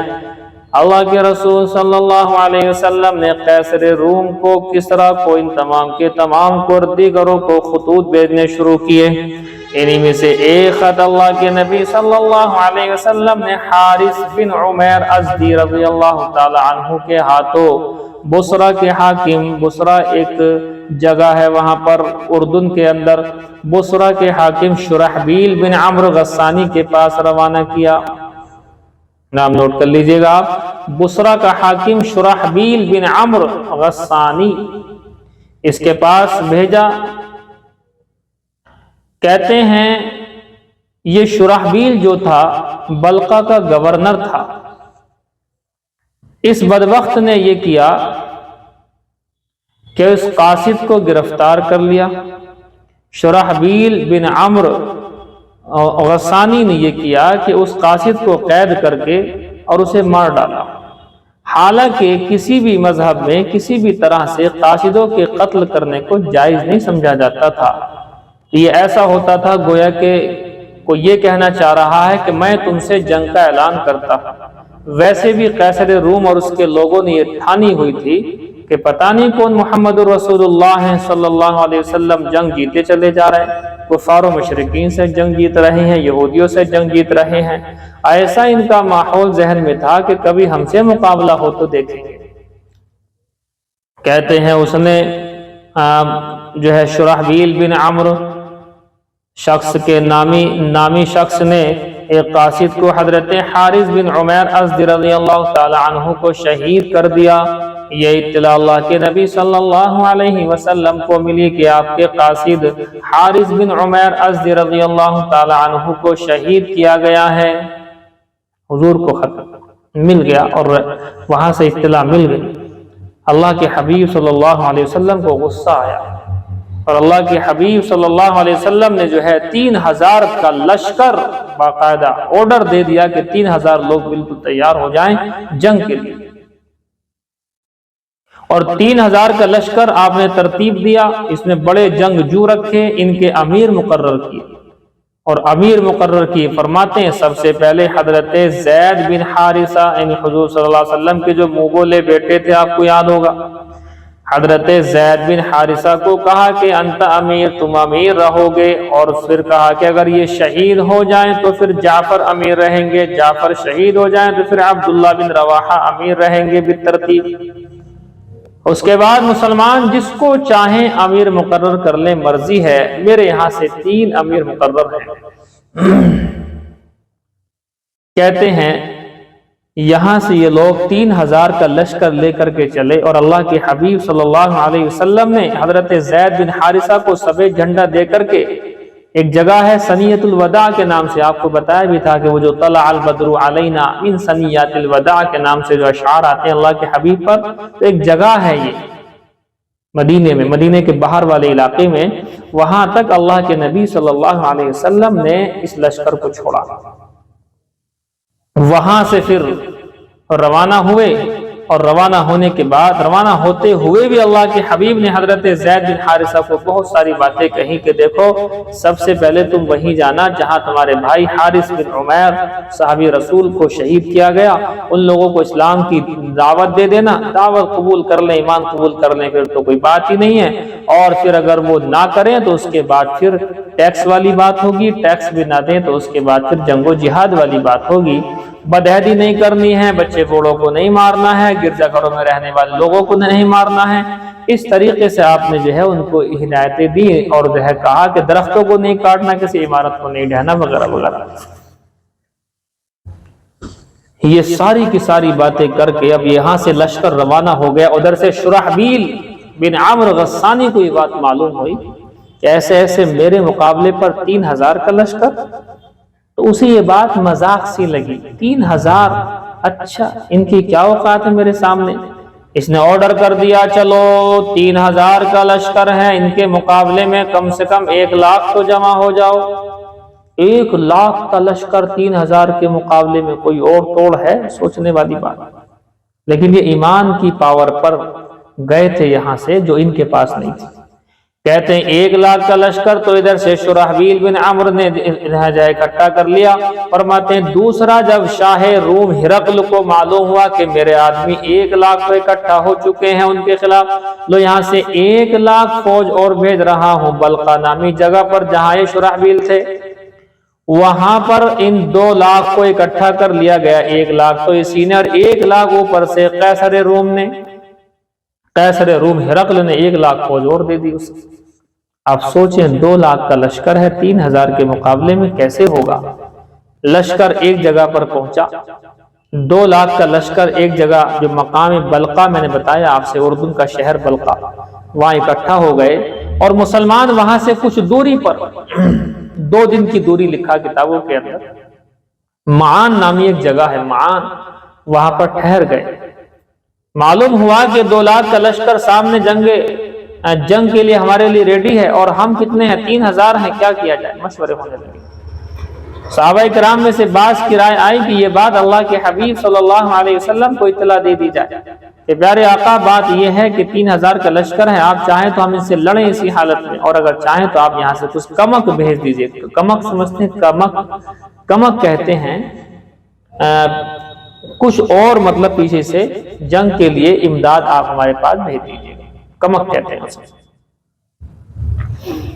لیکن حضرت عبداللہ بن رواحہ نے فرمایا، بیان کرنا شروع کر دیا، چونکہ یہ تیسرے امیر ہیں۔ سب سے پہلے امیر حضرت زید بن حارثہ، دوسرے جعفر طیار، تیسرے عبداللہ بن رواحہ تھے۔ کہنے لگے اے میری قوم، خدا کی قسم جس بات کو تم ناپسند کر رہے ہو وہ شہادت ہے، جس کی تلاش میں تم اپنے وہاں سے چل کر کے، تم کہاں سے؟ مدینے سے چلے ہو، عرب سے چلے ہو، اور ملک شام کا شہر یا اردن والا چھیتر، جورڈن والے چھیتر کے اندر تم پہنچے ہو، علاقے کے اندر تم پہنچے ہو شہادت کے لیے، اور تم یہ کہہ رہے ہو کہ یہ طاقتور ہیں، یہ زیادہ ہیں، ہم کیسے لڑیں گے؟ ارے ہم تو ہمیشہ طاقت کے بلبوتے پر نہیں لڑے، ہم تو اللہ کے بھروسے پر لڑے ہیں، ایمان کی وجہ سے لڑے ہیں۔ اٹھو چلو بھائیو، 1 قدم بھی پیچھے نہ ہٹانا، یہ کفار تمہارا کچھ نہیں بگاڑ سکتے۔ اب جب یہ جوشیلا بیان سنا، شہادت کا شوق اور تمنا صحابہ کو رہتی تھی، اور ہم سب سے زیادہ ڈرتے تھے۔ جو شہادت ہم لوگ ڈر رہے ہیں، صحابہ کرام کو بڑی محبوب تھی، جان دینا اللہ کے راستے میں۔ اجلے فرمایا کہ عبداللہ بن رواحہ نے ٹھیک کہا، سارے کے سارے لوگوں نے کہا 3000 کا لشکر یہاں سے آگے بڑھا اور موتا نامی جگہ پہنچ گیا۔ 3000 کا لشکر یہاں اکٹھا ہو گیا، ادھر سے وہ 2 لاکھ کا لشکر لے کر کے سامنے آ گیا۔ سب سے پہلے امیر حضرت زید بن حارثہ سامنے آئے، پرچم لے کر کے آگے بڑھے۔ جنگ کا ماحول ہوا، جنگ کا ماحول بن گیا۔ اسلام کی دعوت دینے کے بعد، ساری چیزیں ہونے کے بعد میں جنگ شروع ہو گئی۔ یہاں رک کر ایک بات سنیں گے آپ۔ جب یہ جنگ شروع ہوئی تو اللہ کے حبیب صلی اللہ علیہ وسلم نے مدینے میں اعلان کر دیا کہ سب لوگ یہاں بیٹھو میرے پاس آ کر کے، یہ جنگ بڑی ہیوی ہونے والی ہے، اس کے اثرات بڑے لمبے چوڑے ہونے والے ہیں۔ تو اللہ کے حبیب صلی اللہ علیہ وسلم مسجد ممبر پر تشریف فرما ہے، ممبر پر بیٹھے ہیں، ادھر سارے کے سارے صحابہ سامنے ہیں، اور اللہ کے حبیب صلی اللہ علیہ وسلم کے سامنے وہاں کا نقشہ کھول دیا گیا۔ آج کل تو اس کو سمجھنا بڑا آسان ہے، ویڈیو کال کے ذریعے سے صاحب ایک جگہ سے دوسری جگہ ایکٹیویٹیز ہوتے ہوئے دیکھ سکتے ہیں، لیکن اللہ کے حبیب کو کسی موبائل کی ضرورت نہیں، کسی لیپ ٹاپ کی ضرورت نہیں، ٹیبلیٹ کی ضرورت نہیں، کسی اسکرین کی ضرورت نہیں۔ اللہ نے اپنے فضل و کرم سے وہاں اسکرین کو فٹ کر دیا، وہ اسکرین وہاں پر سٹارٹ ہوئی، جو وہاں پر ہو رہا تھا لائیو، اللہ کے نبی صلی اللہ علیہ وسلم میدان کارزار کا پورا منظر یہاں سے خود دیکھ رہے تھے، اور صحابہ کے سامنے بول رہے تھے کہ اب یہ ہو رہا ہے، اب یہ ہو رہا ہے۔ تو ادھر سے اللہ کے نبی بیٹھے ہوئے ہیں، حضرت زید بن حارثہ آگے بڑھ گئے ہیں، لڑنا شروع کیا کفار و مشرکین چاروں طرف سے ٹوٹ پڑے، لڑتے لڑتے حضرت زید شہید ہو گئے۔ تو اللہ کے حبیب نے خبر دی کہ زید بن حارثہ شہید ہو گئے، اور بڑے غم میں تھے اللہ کے حبیب، بڑے غم میں تھے آپ۔ اور اس کے بعد فرماتے ہیں حضور نے یہاں سے اطلاع دے دی کہ دیکھو زید شہید ہو گئے، تو جعفر طیار نے جھنڈا اٹھا لیا ہے، اب وہ لڑ رہے ہیں، لڑتے لڑتے ایک ہاتھ جب اللہ کے حبیب صلی اللہ علیہ وسلم کے سامنے وہ منظر آیا کہ جعفر طیار نے باقاعدہ جھنڈا پکڑا ہوا ہے، اور ایک ہاتھ ان کا کٹ گیا، دایاں ہاتھ کٹ گیا۔ جعفر طیار نے فوراً دوسرے اپنے بائیں ہاتھ کے اندر جھنڈے کو پکڑ لیا، اسلامی پرچم کو پکڑ لیا، اور اس کے بعد ان کا وہ والا ہاتھ بھی، بائیں ہاتھ بھی کاٹ دیا گیا، اور اس کے بعد جسم کے ٹکڑے ان کے کیے گئے۔ بہرحال 90 سے زیادہ زخم ان کے جسم پر لگے، جسم کے ٹکڑے بھی ہوئے، زخم بھی لگے، کہتے ہیں وہ بھی شہید ہو گئے۔ اللہ کے نبی صلی اللہ علیہ وسلم نے میدان کارزار اپنی آنکھوں سے دیکھ رہے تھے، لائیو وہاں پر دیکھ رہے تھے، اور صحابہ کو اطلاع کری کہ جعفر طیار بھی شہید ہو گئے، اور آپ بڑے غم میں تھے، بے انتہا غم کے پہاڑ آپ کے اوپر ٹوٹ رہے تھے۔ اور اس کے بعد حضرت عبداللہ بن رواحہ ایک سائیڈ میں بیٹھے ہوئے تھے، ادھر سے آواز لگی عبداللہ بن رواحہ امیر محترم آپ کہاں ہیں؟ حضرت زید شہید ہو گئے، حضرت جعفر طیار شہید ہو گئے۔ اب چونکہ آپ یاد رکھیں جعفر طیار اس لیے کہتے ہیں طیار کے معنی اڑنے والا، کیونکہ اللہ نے یہ جو دونوں ہاتھ ان کے کٹے ہیں، ان دونوں ہاتھوں کے کٹنے کے بدلے 2 بازو دیے ہیں، اب یہ اس وقت بھی اور انشاءاللہ قیامت تک بھی، قیامت کے بعد تک بھی جنت میں ان بازوؤں سے اڑتے ہیں، اسی لیے کہتے ہیں ان کو جعفر طیار۔ روایت یہ کہتی ہے حضرت عبداللہ بن رواحہ بیٹھے ہوئے تھے، ذرا ہچکچائے اور دیکھا کہ میرے ساتھی شہید ہو چکے ہیں، اور آگے بڑھ کر کے کفار کے جم گھٹے میں چلے گئے، اور لڑتے شہید ہو گئے۔ اور اس کے بعد میں ایک صحابی رسول حضرت ثابت بن ارقم آئے، اور آ کر کہنے لگا کہ آپ کے امیر زید شہید ہو گئے، آپ کے امیر جعفر طیار شہید ہو گئے، آپ کے آخری امیر عبداللہ بن رواحہ بھی شہید ہو چکے ہیں۔ او مسلمانوں کھڑے ہو جاؤ، کھڑے ہو کر کے کسی کو اپنا امیر تو مقرر کر لو۔ لوگوں نے کہا حضرت ثابت بن ارقم آپ ہی ہو جائیں۔ ثابت بن ارقم کہتے ہیں او مسلمانوں، آپ کو نہیں پتا یہ میدان کیسا ہے، یہ میں اس کے لائق نہیں ہوں، جو لائق ہے میں اس کے ہاتھ میں دے دیتا ہوں۔ اب انہوں نے وہ جھنڈا خالد بن ولید رضی اللہ تعالی عنہ کے ہاتھ میں دے دیا، ادھر سے خالد بن ولید کے ہاتھ میں جھنڈا گیا، اور اللہ کے حبیب صلی اللہ علیہ وسلم نے یہاں کہا کہ اب اللہ کی تلوار میں سے ایک تلوار کے ہاتھ میں اللہ نے جھنڈا دے دیا ہے۔ یہیں سے ان کا لقب سیف اللہ پڑا ہے، اللہ کی تلوار سیف اللہ۔ حضرت خالد ولید پہلے تو سوچنے لگے بھئی میں اس لائق نہیں، اس طرح کی باتیں، لیکن بہرحال جب مسلمانوں نے اصرار کیا کہ آپ ہی اس لائق ہیں، آپ جنگ کے ماہر ہیں، حضرت خالد نے امارت کو قبول کیا اور پھر امیر محترم بنے، اور جنگ کو روکا گیا، شام ہو گئی۔ اگلے دن حضرت خالد ولید نے ساری ترتیب کو چینج کر دیا، جو لوگ آگے تھے ان کو پیچھے کیا، پیچھے والوں کو آگے کیا، دائیں والوں کو بائیں کیا، بائیں والوں کو پیچھے کیا، اور تھوڑے سے لوگوں کو ادھر ٹیلے کی طرف پہنچا دیا کہ جب جنگ ہو تو تم لوگ بھاگتے ہوئے شور مچاتے ہوئے آنا، تاکہ ان کو ایک روک پڑ جائے کہ ان کے پاس کمک یعنی وہاں سے امداد آ چکی ہے مدینے سے، یہ ان کو روک پڑ جائے اس چیز کا۔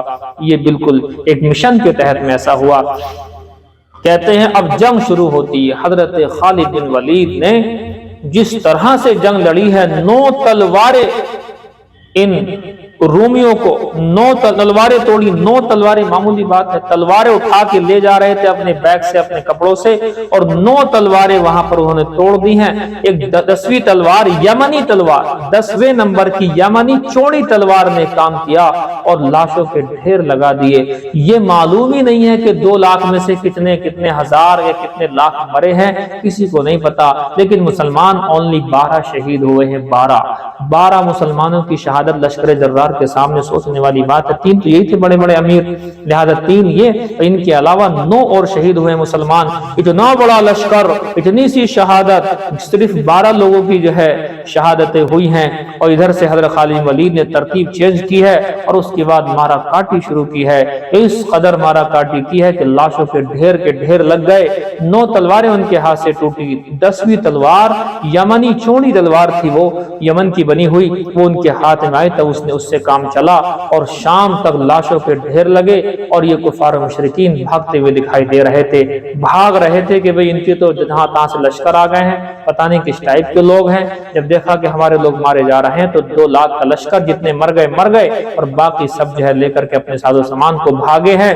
खालिद वलीद ने फरमाया कि कोई भी इस लश्कर का पीछा नहीं करेगा, क्योंकि मालूम था अपने लोग कम हैं, बहरहाल हम जीत गए, यही बहुत बड़ी बात है। हुज़ूर सल्लल्लाहु अलैहि वसल्लम ने वहां से इत्तला कर दी कि ऐसे खालिद बिन वलीद की कारकर्दगी में जंग फतह हो गई है।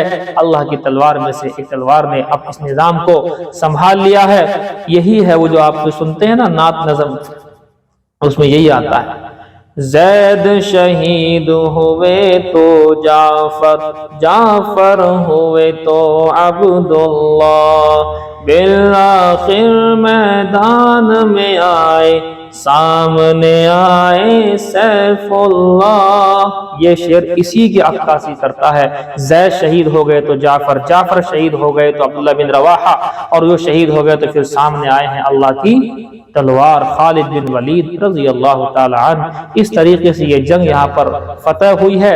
मुसलमानों का कम नुकसान हुआ एक तरह से देखा जाए, लेकिन 3 जो बड़े बड़े शहीद हुए, हजरत ज़ैद, ये कौन ज़ैद है जिनको हुजूर ने फरमाया था अपना बेटे के रूप में उनको रखा था, वो तो अल्लाह ने ऊपर से जो है रोक दिया कि ज़ैद बिन मोहम्मद ना कहो, ज़ैद बिन हारिसा ही कहो, आप पाल सकते हो लेकिन नाम चेंज नहीं कर सकते बाप का, अल्लाह ने रोका था।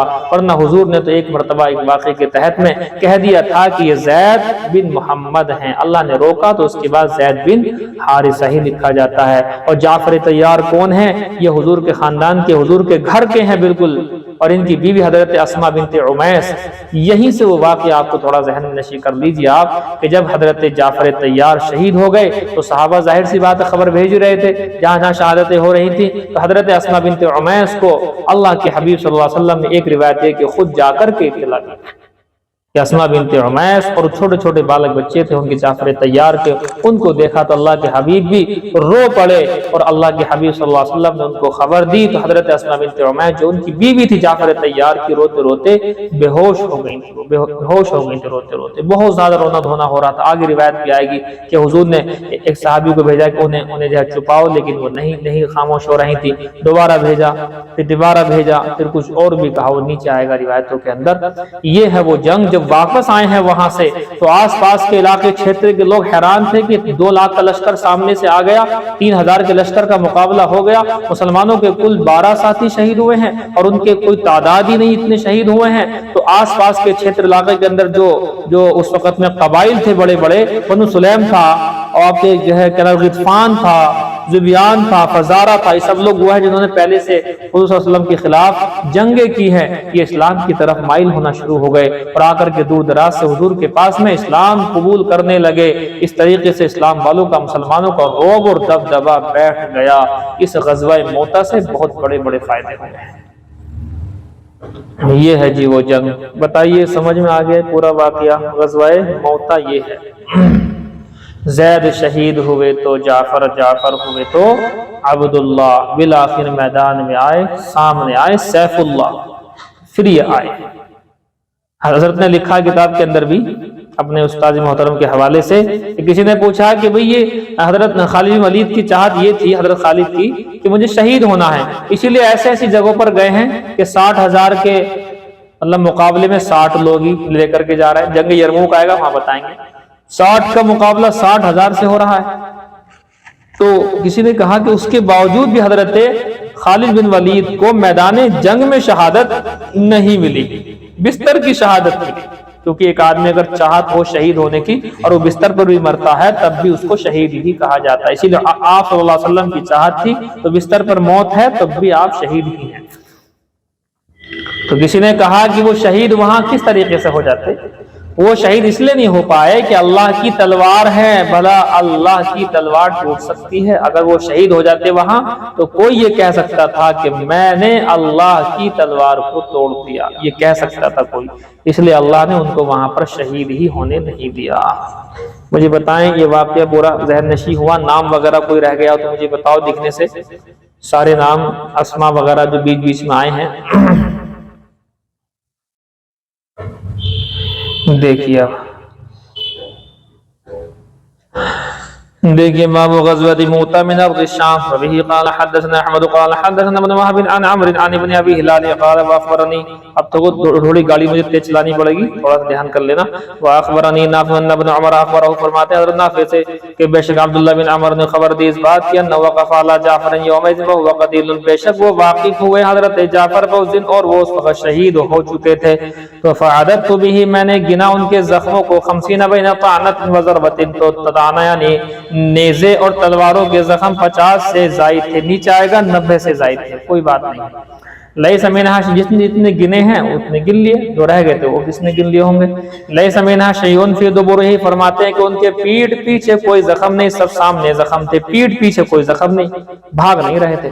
وبه قال اخبرنا احمد بن ابي بكر قال حدثنا مغيرة بن عبد الرحمن عن عبد الله بن سعيد عن نافع عن عبد الله بن عمر، فرماتے ہیں امر رسول اللہ صلی اللہ علیہ وسلم، امیر بنا کر کے بھیجا فی غزوتی موتا، حضور نے غزوہ موتا میں زید بن حارثہ کو، فقال رسول اللہ صلی اللہ علیہ وسلم، حضور صلی اللہ علیہ وسلم نے ارشاد فرمایا ان قتل زید فجعفر، اگر زید کو قتل کر دیا جائے، شہید کر دیا جائے تو پھر جعفر ہوں گے، وان قتل جعفر عبداللہ بن رواحہ، اور اگر جعفر شہید کر دیے جائے تو عبداللہ بن رواحہ ہو جائیں گے۔ قال عبداللہ، حضرت عبداللہ بن عمر فرماتے ہیں کنت فیہم فی تلک الغزوۃ، فرماتے ہیں کہ میں ان لوگوں میں ساتھ تھا اس غزوے کے اندر، فالتمسنا جعفر بن ابی طالب، ہم نے جعفر بن ابی طالب کو ڈھونڈا، یہ حضرت علی کے بھائی ہیں، سگے سگے حضرت جعفر، ظاہر سی بات ہے حضور کے بھی لگیں گے بھائی، گھر کے آدمی تھے۔ فوجدناہ فی القتلى، فرماتے ہیں کہ ہم نے پایا ان کو شہیدوں کے اندر، وجدنا ما فی جسدہ جزعم 90 من طعنۃ ورمیۃ، فرماتے ہیں ہم نے پایا ان کے جسم کے اوپر زخم تھے 90 سے زیادہ،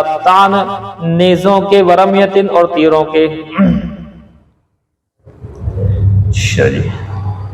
وبه قال حدثنا احمد بن واقد قال حدثنا حماد بن زيد عن ايوب عن حميد بن هلال عن انس، فرماتے ہیں ان النبي صلی اللہ علیہ وسلم، یہ وہ والا واقعہ آ گیا جو اللہ کے نبی صلی اللہ علیہ وسلم نے لائیو دیکھا تھا اور اس کو یہاں پر خبریں دے رہے تھے بیٹھے بیٹھے، کہ ان النبي صلی اللہ علیہ وسلم نعى زیدا وجعفرا وابن رواحہ للناس، فرماتے ہیں کہ نبی صلی اللہ علیہ وسلم نے جو ہے انتقال کی خبر دی، حضرت نعام آنے انتقال کی خبر دینا، انتقال کی خبر دی زید کی، حضرت جعفر کی، حضرت عبداللہ بن رواحہ کی، للناس لوگوں کو، قبل ان یاتیہم خبرہم، قبل اس کے کہ وہ وہاں سے خبر آئے۔ وہ کیسے دے دی؟ یہاں سے آپ بالکل لائیو ٹیلی کاسٹ تھا، سامنے سے دکھائی دے رہے تھے اور وہیں سے آپ بیٹھ کر منبر پر سب کے سامنے بیان کر رہے تھے۔ فقال، فرماتے ہیں اخذ الرایۃ زید فاصیبا، کہ زید نے، یہ جو ہے نا وقفے وقفے سے ہوا ہے، روایت تو ایک ساتھ آئی لیکن یہ وقفے وقفے سے ہوا ہے کہ حضرت زید بن حارثہ نے جھنڈا لے لیا، بس وہ شہید کر دے گا۔ ثم اخذ جعفر، حضرت جعفر نے جھنڈا لے لیا، فاصیبا، بس وہ شہید کر دے گا۔ یہ واقعات تھوڑی دیر دیر سے ہوئے ہیں لیکن لکھا تو ایک ساتھ ہی جائے گا نا۔ ثم اخذ ابن رواحہ، فرماتے ہیں عبداللہ بن رواحہ نے جھنڈے کو لے لیا، فوسی، وہ بھی جو شہید کر دیے گئے۔ وعیناہ تذرفان، اللہ کے نبی صلی اللہ علیہ وسلم کی آنکھیں رو رہی تھی، یعنی آنسو بہ رہے تھے بہت زیادہ، حتی اخذ الرایا، یہاں تک کہ اب حضور نے فرمایا یہاں تک کہ لے لیا ہے جھنڈے کو، سیف من سیوف اللہ، اللہ کی تلواروں میں سے ایک تلوار نے، حضرت خالد بن ولید نے، حتی فتح اللہ علیہم، یہاں تک کہ اللہ پاک نے ان پر اس جنگ کو فتح کر دیا۔ یہ خبر وہی سے آپ نے بیٹھے بیٹھے دی ہے۔ وبه قال حدثنا قتيبة قال حدثنا عبد الوهاب قال سمعت يحيى بن سعيد قال اخبرتني عمرة، فرماتے ہیں حضرت عمرہ فرماتی ہیں قالت سمعت عائشہ، میں نے حضرت عائشہ کو فرماتے ہوئے سنا، تقول، وہ کہہ رہے لما جاء قتل ابن حارثہ وجعفر ابن ابی طالب عبداللہ بن رواحہ، جبکہ خبر آئی ہمارے پاس ابن حارثہ کے قتل کی، جعفر ابن حارثہ کی شہادت کی، عبداللہ بن رواحہ کی، ان تمام تینوں کی شہادت کی خبر آئی۔ جلس رسول اللہ صلی اللہ علیہ وسلم، بیٹھے آپ صلی اللہ علیہ وسلم، بیٹھ گئے غم میں، آپ جو ہے نیچے بیٹھ گئے۔ یعرف به فی الحزن، اور آپ کے جو ہے ہاؤ بھاؤ سے حزن اور غم جو ہے محسوس کیا جا رہا تھا۔ عائشہ فرماتی ہیں وَأَنَا أَطَّلِعُ مِنْ صَابِرِ الْبَابِ تَعْنِي مِنْ شَقِّ الْبَابِ، فرماتی ہیں کہ میں دیکھ رہی تھی دیوار کی جھروکھے سے، وہ جو گیٹ ہوتے ہیں گیٹ کے اندر تھوڑے بہت جو ہے نا کھلا ہوا ہوتا سوراخ، وہاں سے میں دیکھ رہی تھی. فَأَتَاهُ رَجُلٌ، ایک شخص آیا، فقال اے رسول اللہ، فرمایا کہ اللہ کے نبی، ان نساء جعفر، بے شک جعفر کے گھر کی عورتیں رو رہی ہیں. کہنا چاہا قال وذکر بکاءہن، اور ذکر کیا ان کے رونے کو، وہ رو رہی ہیں بہت زیادہ. فامرہ ان ینہاہن، تو حضور نے حکم کیا کہ ان سے کہو کہ نہ روئیں. قال، رونے کا انداز وہ ہونا چاہیے رونے والا جو نوحہ کر کے رونے کے لیے آپ نے منع کیا. قال فذهب الرجل، ثم ماتا، فرماتے ہیں کہ وہ شخص گیا، پھر آیا، پھر آ کر کہا قد نہیتہن، میں نے تو ان کو منع کر دیا. وقد ذکر انہ لم یطعنہ، لیکن وہ مان نہیں رہی ہیں. قال، حضور نے فرمایا پھر جاؤ. فامر ایضا فذهب ثم ماتا، پھر وہ چلا گیا، پھر وہ دوبارہ آیا کر کہا فقال والله قد غلبتنا، کہ جو ہے قسم خدا کی وہ ہمارے اوپر غالب آ گئی ہیں. قد غلبنا، یہ عورتیں ہمارے پر غالب آ رہی ہیں، یعنی مان نہیں رہی ہیں. فزعمت ان رسول اللہ صلی اللہ علیہ وسلم، تو وہ کہتی ہے کہ میرا خیال یہ ہے کہ حضور نے یہ بھی کہا تھا فاحصوا فی افواہن من التراب، ارے نہیں مان رہی تو ان کے منہوں کے اندر مٹی ڈال دو. یہ مٹی ڈالنا نہیں ہے اس سے مراد، ہم کیا کہتے ہیں ہمارے یہاں، ارے خاک ڈالو، ارے خاک ڈالو، یعنی اس کو جو ہے اس بات کو چھوڑنے کے لیے ہوتا ہے جملہ، خاک ڈالو. یہ نہیں کہ صاحب مٹی لے کر کے جانا منہ میں ڈالنی ہے، ایسے وقت میں مٹی کون ڈالے گا. یہ محاورے ہیں. فاحصوا فی افواہن من التراب، ارے خاک ڈالو، چھوڑ دو، نہیں ماننی تو. قالت عائشہ فرماتی ہیں فقلت، میں نے اس سے کہا ارغم اللہ انفک، کہ اللہ تجھے برباد کرے. سن تو صحیح، تو بار بار جو جا رہا ہے آ رہا ہے جا رہا ہے آ رہا ہے، حضور سے کیوں کہہ رہا ہو بار بار آ کر کے بات نہیں ماننی بات نہیں ماننی. ارے چھوڑ دو، ہر بات تھوڑی کہنے کی ہوتی. حضرت عائشہ نے ان کو ڈانٹ لگائی. فواللہ ما كنت تفعل، کہ اب دیکھو حضور نے تم سے کہہ دیا منہ میں مٹی ڈالو، تو قسم خدا کی تم یہ کام نہیں کر سکتے اس ٹائم. تو اس لیے وما ترکت رسول اللہ صلی اللہ علیہ وسلم من العنا، تو اس لیے جو ہے تمہیں آپ صلی اللہ علیہ وسلم کو چھوڑ کر کے رکھنا تھا. کیا مطلب، تم پریشان کرنے سے باز آؤ. حضور کو کیوں پریشان کر رہا ہو، اس ٹائم غم کے پہاڑ ٹوٹ رہے، وہ رو رہی ہیں. چلو آپ نے کہہ دیا، وہ نہیں ماننی، بات ختم. اب بار بار تم آ کر جا کر کہہ رہے ہو تو حضور بھی اس سے پریشان ہو رہے ہیں غم میں. تو آپ نے کہہ دیا کہ خاک ڈالو. اب بتاؤ تم خاک کیسے ڈالو گے ان کے منہ میں جا کر. تو حضرت عائشہ نے بڑا بہترین اصول بتایا. ایک آدمی اگر پریشان ہو تو دوبارہ سے اس کو پریشان کرنا یہ بہت بڑی بات ہے، غلط سے بھی غلط تر بات ہے. یہ آپ کو میں ویسے کہہ رہا ہوں، آپ کے استاذ کوئی استانی کوئی مطلب پہلے سے پریشان ہے اور آپ پھر پریشان کرنے لگے ان کو، تو غلط بات ہے. گھر میں میاں بیوی ہیں، شوہر پہلے سے پریشان ہے اور بیوی گھر جانے کے بعد اور پریشان کرنے لگے، تو غلط بات. باپ جو ہے مطلب کسی وجہ سے الجھن میں پریشانی میں ہے، بیٹا پریشان کرنے لگے، غلط بات ہے. ہر جگہ فٹ کرنا اس کو. تو کوئی آدمی اگر پریشان ہے تو اس کی پریشانی ختم نہ کر سکو تو اضافہ نہیں کرنا چاہیے. ہے اصول حضرت عائشہ نے یہاں سے یہ اصول دیا کہ تم کیوں بار بار جو ہے حضور کو پریشان کر رہا ہو، آ کر کے اطلاع دیتے ہو. آپ اطلاع ہی مت دو. آپ نے اطلاع دے دی کہ ایسا رو رہی ہیں، حضور نے کہہ دیا روک دو، نہیں روک رہی چھوڑ دو بس. لیکن بار بار آ کر کے اطلاع کر دیتے ہو حضور کو، تو اب اتنا غم کا ماحول ہے گھر کے اندر اور بار بار پریشان کر رہا ہو، یہ کہا. سمجھ میں آئی بات. تو اس لیے جو ہے آپ صلی اللہ علیہ وسلم بار بار حضرت جعفر کے گھر پہنچتے تھے، ان کے چھوٹے چھوٹے بالک بچوں کو لے کر بیٹھتے تھے، سروں پر ہاتھ پھیرتے تھے. یہ سارے کے سارے جو ہے واقعی آئے ہیں پیش. تو یہ ہے جی بات. وہ لقب تو آپ کو معلوم ہو ہی گیا، ذل جناحین، دو پر والے. اور یہ لقب کس کا پڑا؟ حضرت جعفر کا. کیوں پڑا؟ وجہ آپ سے بتا چکا ہوں. دونوں بازو کٹ گئے تھے تو اللہ نے ان کو دو بازو کی جگہ دو پر دیے ہیں جو جنت کے اندر فرشتوں کے ساتھ اڑتے ہیں. اڑ، یہ ہے یہ بات. وبه قال حدثني محمد بن ابي بكر قال حدثنا عمر بن علي عن اسماعيل بن ابي خالد عن عامر قال، فرماتے ہیں كان ابن عمر اذا كان حيا ابن جعفر، کہ حضرت عبداللہ بن عمر جب کہ زندہ تھے،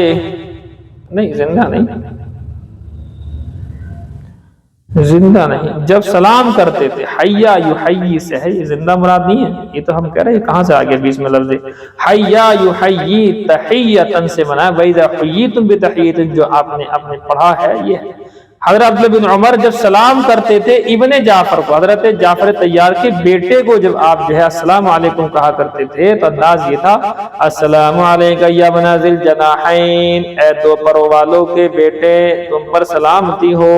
یہ چلیے بہرحال ہی لمبا ہو جائے گا، 9 تلواروں والا ذکر ہے اس کے اندر، اور تو کچھ نہیں ہے، لیکن چلیے بہرحال بکل ہی پڑھا دیں گے۔ جائیے جی، آپ کا یہ واقعہ میں اس کے واقعات کے لوازمات کے سوا چکے ہیں، وہ یاد ہونا چاہیے۔